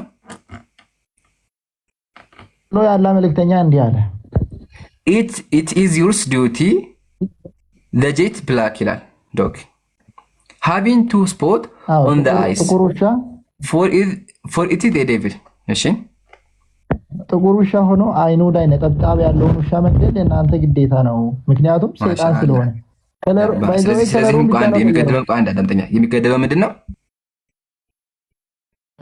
ጥቁር ነጠብጣብ ያለው ውሻ ጥቁር ሆኖ ምን ያለው ፊቱ ላይ ምልክት ያለው አይደለ ቀየረው እኮ አንተ በጣም ጎበዝ ተማሪ ነህ ማሻአላ በደንብ ይገባ አሁን እየገባ ነው ይሄ ቅድም አልገባኝም አሁን በደንብ እየገባ አሁን ለመለስልኝ የታርካ አዳጥ አይ ወላሂ ጎበዝ ተማሪ አድንቅ ያለው ረሜዲ ቢያንስ ሞከረ መጀመሪያ በአንዱ ዙር አልገባም በሁለተኛው ግን ሲገባ በደንብ ገብቷል ማሻአላ አሁን አዳምጥ ረሜዲ እሺ አልহামዱሊላህ እሱን አሰክስ በእናትህ አቢ ለምን እንደዛ ትላለህ ምን ታጋዳ ለመቆጣት ከመልሰ ረጋቢ ይመችሽ አሁን አዳምጥ መጀመሪያ ነብዩ ሰለላሁ ዐለይሂ ወሰለም አሁን ላይ በዋቂኡ ውሻን መግደል ከልክለዋል ተስማማ አይደለም ታዲያ ቀጥሎ ምን አሉ ምን ሲቀራሉ ኢላ ሲቀራሉ فقال عليكم بالاسود ጥቁሮቹን ግደሉ البهم الذي النقطتين ምልክት ያለው አለ فانه شيطان ነው አሉ ሸይጣን በብዙ መንገድ ይገለጣል ከነሱ አንደኛው ምንድነው ጥቁር ውሻ ሆኖ ፊቱ ላይ ምልክት አለው ያንን ካጋጠማችሁ ግደሉ አሉ የተባለው ይሄ ነው ይሄም ደግሞ ሊትራሊ እውነት ነው በእናንተ እንኳን በመጣ ሰይጣናት በብዙ ነገር ሊመሰሉ ይችላሉ አንደኛ ሁለተኛ መጀመሪያ ሰላምን ፈቀዱ ካልን አንደኛ ህክም አለው ኢቭን አሁን ድረስ በዋቂ አሁን በኢትዮጵያ ምድር ላይ የኢትዮጵያ መንግስት በሆነ ታይም ውሾችን ይገላል ታውቃላችሁ አይካድ የትኛውም ሰው ያውቃል አሁን ስቲል ነው ባይ ዘ ዌይ ጓደኛ ላይ ውሻ ያለው ክርስቲያን ጓደኛ ማለት የተገደለበት የኢትዮጵያ መንግስት በየሰፈሩ እየዘረ ውሾችን ይገላል አሁን ድረስ ለምን ካልን የውሻ ወረርሽኝ አለ ያበደ ውሻ አለ ውሾች ሲያብዱ ምን ያደርጋሉ ሰዎችን ይነክሳሉ ከተነከሰ ምን ይሆናል ሰውየው ራሱ ያብዳል አየህ አይደለ ስለዚህ ነብዩ ሰለላሁ ዐለይሂ ወሰለም በሆነ ታይም ጊዜ እንደዛ ነገር ሲፈጠር ግደሏቸው ብለው ነበር መቼም የሰው ነፍስ ከውሻ ይበልጣል እንግዲህ የውሻ ጠበቃ ሆናል ይበልጣል መቼም እኔ የሰው ጠበቃ ነኝ እኔ ለዛ አይመስለኝም ለዛ ግደሉ ያለ አይመስለኝም ወላሂ ታዲያ ለምን ይመስል ሳሂህ አልቡኻሪ 32:27 ላይ የአላህ መልእክተኛ ጅብሪል እመጣለሁ ብሎ ቀረበት ከዛን በኋላ ላይ ጠየቀው ለምንድን ነው የቀረኸው ብሎ ጠየቀው ከዛን እኔ ውሻ ካለ ቤት ውስጥ ውሻ ካለ አልመጣም ስለዚህ አንተ ጅብሪል ውሻ ይፈራል ምን ውስጥ ውሻ ካለ ቤት ውስጥ ውሻ ካለ አልመጣም አለ ታዲያ ነብዩ ግደሉት ውሻ ግደሉት ነብዩ ሰለላሁ ዐለይሂ ወሰለም ውሻ የት ነበር ያሉት በየመንገዱ አይደለ ቆይ በየት ግደሉት ነብዩ ሰለላሁ ዐለይሂ ወሰለም ነብዩ ውሻ ግደሉ ቤታቸውን ያለው ነው እንዳለ ስለምጠባይዘሽ ውሻ ስለማይወድ ነው ግደሉ አትመልሰው ወላሂ አትመልሰው ደግሜ ልጠይቅ አዳምጠኝ አሁን ያመጣው ሐዲስ ላይ ምንድን ነው ያልከው ጅብሪል አለይሂ ሰላም ቀረ ሲቀር ለምን ቀረስ ብሎ ነብዩ ሰለላሁ ዐለይሂ ወሰለም ሲጠይቁት ምን አለ ውሻ ስላለ አልመጣም ማለት ነው ያልከው ችግር የለም በአንተ ትርጉም እንሂድ እንስማማ ጥያቄ ውሻው ነብዩ ቤት ስለሆነ ነው አይደለ ነብዩ ቤት ስለገባ ትክክል ቤት ውስጥ ስለገባ አይዋ ስለነበረ አዳምጣልኝ ምን አገናኘው ለምን ካልከኝ መቼም የኢትዮጵያ የዓለም የአረብ ሀገር በሙሉ ውሻ ነብዩ ቤት ውስጥ አይኖርም እንደዛ የምታስበው የዓለም ውሻ በሙሉ ነብዩ ቤት ውስጥ ይኖራል ማለት ነው በጣም ያስቃል ለማንኛውም ላስረዳ ሁለቱ ሐዲስ የተለያዩ ትርጓሜ ያላቸው አሁን ያመጣው ሐዲስ መልሼልሃለሁኝ በእስልምና አክቹዋሊ ነብዩ ሰለላሁ ዐለይሂ ወሰለም ውሻ መግደል ከልክለዋል የፈቀዱበት ታይም ነበር ምክንያቱም አስረድቻለሁ ታዲያ አንተ ወደ አመጣው ሐዲስ ደግሞ ስንሄድ አዎ ስቲል ናው አሁን ድረስ ራሱ ሙስሊም ውሻ ማሳደግ አይፈቀድለትም 4 ነጥብ በእስልምና ውሻ ከአፉ የሚወጣ ፈሳሽ ያለ ነገር ነጃሳ ነው አይፈቀድም ለዛ ነው ጅብሪል አለይሂ ሰላም ሐዲስ ነብዩ ሰለላሁ ዐለይሂ ወሰለም ምን አሉ መላእክቶች አይገቡም ውሻና ፎቶ ያለበት ቤት አሉ ቅርጻ ምናምን ያለበት ቤት ከሆነ ውሻ ካለበት ስቲል ናው አሁን ድረስ መላእክቶች አይገቡም ሐቢቢ አዳምጥ አይገቡም ጭራሽ ነው ስለዚህ ጅብሪል አለይሂ ሰላም መጥቶ ምን አስተማራቸው አንድ ቤት ውስጥ ውሻና ስዕል ካለ ቅርጻ ቅርጽ ካለ መላእክቶች እንደማይገቡ ጅብሪል መልአክ ስለሆነ አይገባም። በቃ ይሄን የነገራቸው በደንብ ተረዳ። አንተ ያመጣው ሁለቱም ነገር አይገናኝም። ለምን አንተ ያመጣው ሐዲስ ውጭ ያለው አንዳምጣ እንዴ ለምን አትረጋጋም? ማነህ ረሜዲ ጥሩ የተማካለ እንዴ ለምን አትረጋጋም? እሺ የመጀመሪያ ሐዲስ ላይ መንገድ ላይ ያለ ውሻ ነው። ሁለተኛ ሐዲስ ላይ ደግሞ ቤት ውስጥ የሚኖር ውሻ ነው። ምን አገናኘው? ሲቀጥል ያንን ውሻ ጅብሪል ግደሉ አላቸውም። አይገናኝም። ስለዚህ ሁለት ነገሮችን ለመቃቃ አትሞክር። አሁን ጥያቄ ልጠይቅህ። ስማኝማ እሺ ለምንድን ነው የሚጠሉት? ውሻ ለምንድን ነው የሚጠሉት? ነገርኩህ እኮ አይፈቀድም። ማሳደግ አይፈቀድም። መጥላት የሚባል ነገር ማሳደግ አይፈቀድም። ለመስቀል ለማደንና ጅብሪል ለምንድን ነው ውሻ ያለበት ቦታ ለምንድን ነው የማይመጣው? ሐራም ነው፣ አይፈቀድም። አምላካችን ከልክሏል ውሻ ማሳደግ ሐራም ነው በእስልምና። አሁን በደንብ እንዲገባ በደንብ አሁን ትስቃለህ። ኢንሻአላህ ሳቅህ ይቀጥልልሃል። ያስቀው ከሆነ አዎ ሙስሊሞች ውሻ እናሳድግም። ለምን ስቲል ነው ሳይንቲስቶች እንዳረጋገጡት ከአፉ የሚወጣ ፈሳሽ አለ። ያ ፈሳሽ ጉዳት አለው፣ ነጃሳ ነው። ስለዚህ ጭራሽ ነው ሙስሊሞች ውሻ እናሳድግም። ለምን ሲቀር ለቤት ጥበቃና ለአደና ሲቀር ይፈቀዳል። እነሱን መንከባከብ ይፈቀዳል። ኢቭን አዳምጥ በደምብ ኢቭን አንዲት ሴት ዝሙተኛ ሴት መንገድ ላይ እየሄደች ማለት ነው አንድ ውሻ በውሃ ጥም ሊሞት ነበር። በውሃ ጥም ሊሞት ማለት ውሻ ነው። ከዛ ምን አደረገች? ጫማዋን አወጣችና በጫማዋ ቀርታ አጠጣችው። ነብዩ ምን አሉ? እቺ ሴትዮ እንደዚህ በማድረጓ አላህ ማራት አሉ። ዝሙተኛ ሴት ናት። ዝሙት የምትሰራ ሴትን ውሻን የተጠማ ውሻን በጫማ አድርጋ ውሃ በመስጠቷ ብቻ አላህ ምሯታል። አየህ አይደለ? ይሄን ያክል ነው በእስልምና ያለው ነገር። ግን ማሳደጉ አይፈቀድም። ምክንያቱም ነግሬሃለሁ። አሁን ወደ አንተ እንምጣና እግዚአብሔር ለምንድን ነው በሬዎችን፣ በጎችን፣ አህዮችን ግደሉ ያለው? አምላክህ ለምንድን ነው በሬዎች የሚያስጨፈጭፋቸው? አሁን ስለ ውሻ እያወራ ነው። አምላክ ውሻ ግደሉ ካለ አምጣልኝ። ደብል ስታንዳርድ እዚህ ላይ ይሰራል። እዚህ ላይ በውሻ ደብል ስታንዳርድ ይሰራል። ቆይ በሬንስ አይደለ? ቆይ እሺ ልተው። እሺ ውሻ ይቅርና እሺ በሬ ለምንድን ነው የሚገደለው? በሬ ጥፋቱ ምንድን ነው? እግዚአብሔር በሬ ሌላ ጥያቄ ጠይቀኝ እኮ ነው። ስለ ውሻ አውራ። ስለዚህ ግዴታ ውሻ መሆን አለበት? ምንም የለ። ቆይ አይደለም እኔ ከውሻ እኮ የበለጠ አመጣሁልህ። ከውሻ የበለጠ እኮ አመጣሁልህ። በሬ አህያ ለምን ይገደላሉ? መጀመሪያ መልስልኝ። ለምንድን ነው ጅብሪል ውሻ የሚጠላው? ነገርኩህ እኮ ጠላ የሚባል ነገር የለም። ከየት ነው ያመጣኸው? እሱም ወደ ኋላ አትመለስ። አይወድም። አንተ ያልከው ችግር የለውም። ሙስሊሞች ያለን ነግሬሃል። ከፈለክ ተቀበል፣ ከፈለክ አትቀበለው። አሁን ይሄን መልስ። እግዚአብሔርህ አምላክህ ለምንድን ነው አህያን ትታረድ ያለው? አህያዎችን በሙሉ ግደሏቸዋል እግዚአብሔር። አህያ ጋር ችግሩ ምንድን ነው? እሺ እሱንም ልመልስልህ እስኪ ማስረጃ። አይዋ ማሻአላህ አለይክ ማስረጃ። ደስ የሚወደው ሙስሊም በማስረጃ ተማም ከፈት አድርጎ ያሳያል ማስረጃውን። መጽሐፈ ሳሙኤል ክፈት ሁላችሁም። መጽሐፈ ሳሙኤል ምዕራፍ 15 እንክፈት። ምዕራፍ 15 ከፍተን እስኪ እናንብበው። ያ መጽሐፍ ቅዱስ ተመልከተው በደንብ አድርገህ መጽሐፍ ቅዱስ ነው። እስኪ አንብበው ምንድን ነው የሚለው? እሺ ከዚህ ጀምር በደንብ እንዲገባ። ከዚህ ጀምር በደንብ አንብበው። ከዚህ ጀምር የሰራዊት ጌታ ከሚለው የሰራዊት ጌታ እግዚአብሔር እንዲህ ይላል፣ እስራኤል ከግብፅ በወጡ ጊዜ በመንገድ እንደተዋጉ በእስራኤል ላይ ክፉ ያደረጉትን አማሌቃውያን ዛሬ እበቀላለሁ። አሁንም ሄደ አማሌቃውያንን ኢያሬምን ምታ፣ ያላቸውንም ሁሉ ፈጽመህ አጥፋ፣ ከእነርሱም የምታድነው የለም። አጥፋቸው፣ መከራም አጽናባቸው። እነርሱም የሆነውን ሁሉ አጥፋ፣ ለያቸውም፣ አትማራቸውም። ወንድንና ሴቱን፣ ብላቴናውንና ሕፃኑን፣ በሬውንና በጉን፣ ግመሉንና አህያውን ግደል። እንዲህ ምን አድርጋቸው? ሳማቸው፣ ግደላቸው። ምን አድርጋቸው? ግደል አለ። ምን ግደል? አነበብን እኮ። አይ ገርሞኝ እኮ ነው። በሬ ቆይ ሰውየው ይታረቅ። ሰዎች ይታረቁ። አምላክ ቁርአን ምዕራፍ 9 ሁሉ ቁርአን ምዕራፍ 9 ቆይ አንዴ መጀመሪያ መልስ በቁርአን አትደበቅ። እዚህ ጋር አምላክህ ሰዎችን ህፃናትን እረዱ ከህፃናት ደግሞ ስጨርሱ ደግሞ በሬዎችን አስተኝታችሁ እረዷቸው፣ አሰቃይታችሁ እያለ ነው ያለው። አምላክህ በሬ ምን አድርጎት ነው ረዱት ያለው? አህያ ምን አጠፋች? ምስኪኗ አህያ እኮ ምስኪናት። መጥፋቷ ምንድን ነው ንገረኝ እስኪ። በኋላ እኮ ደግሞ የሚያስቀው ነገር በኋላ ደግሞ ምድር ላይ መጥቶ ተቀመጠባት እኮ አምላክህ።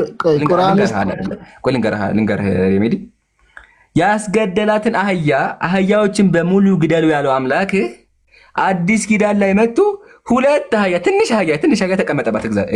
እግዚአብሔር ኢየሱስ በአንተ አስተምሮ ማያደርግ ትንሽ አህያ ወጣባት፣ ጭኖባት፣ ጋለባት። አምላክህ ማለት ነው። አሁን ጥያቄያችን በአዲስ ኪዳን የጋለባት አምላክህ በብሉይ ኪዳን ምን አጥፍታ ነው እግዚአብሔር ያሳርዳት? ንገረኝ። ጥፋቷ ለምን ታረደች አህያይቱ? አይ ከነሱ እንትን ተመድባ ነው ባይዘው። ያው ይሄ ጃጅመንት ነው። ይሄ ጃጅመንት ነው። ባይዘው ቁርአን ጥፋቷ ምንድን ነው? አንዴ ቆይ ታርገኛ እንዲገባኝ ነው። ሜዲ ጥፋቷ ምንድን ነው? ሚዩት አታርጋ አረጋለሁ እኔ። እሺ ጥፋቷ ምንድን ነው? ያው የጋድ ጃጅመንት ነው አልኩ እኮ።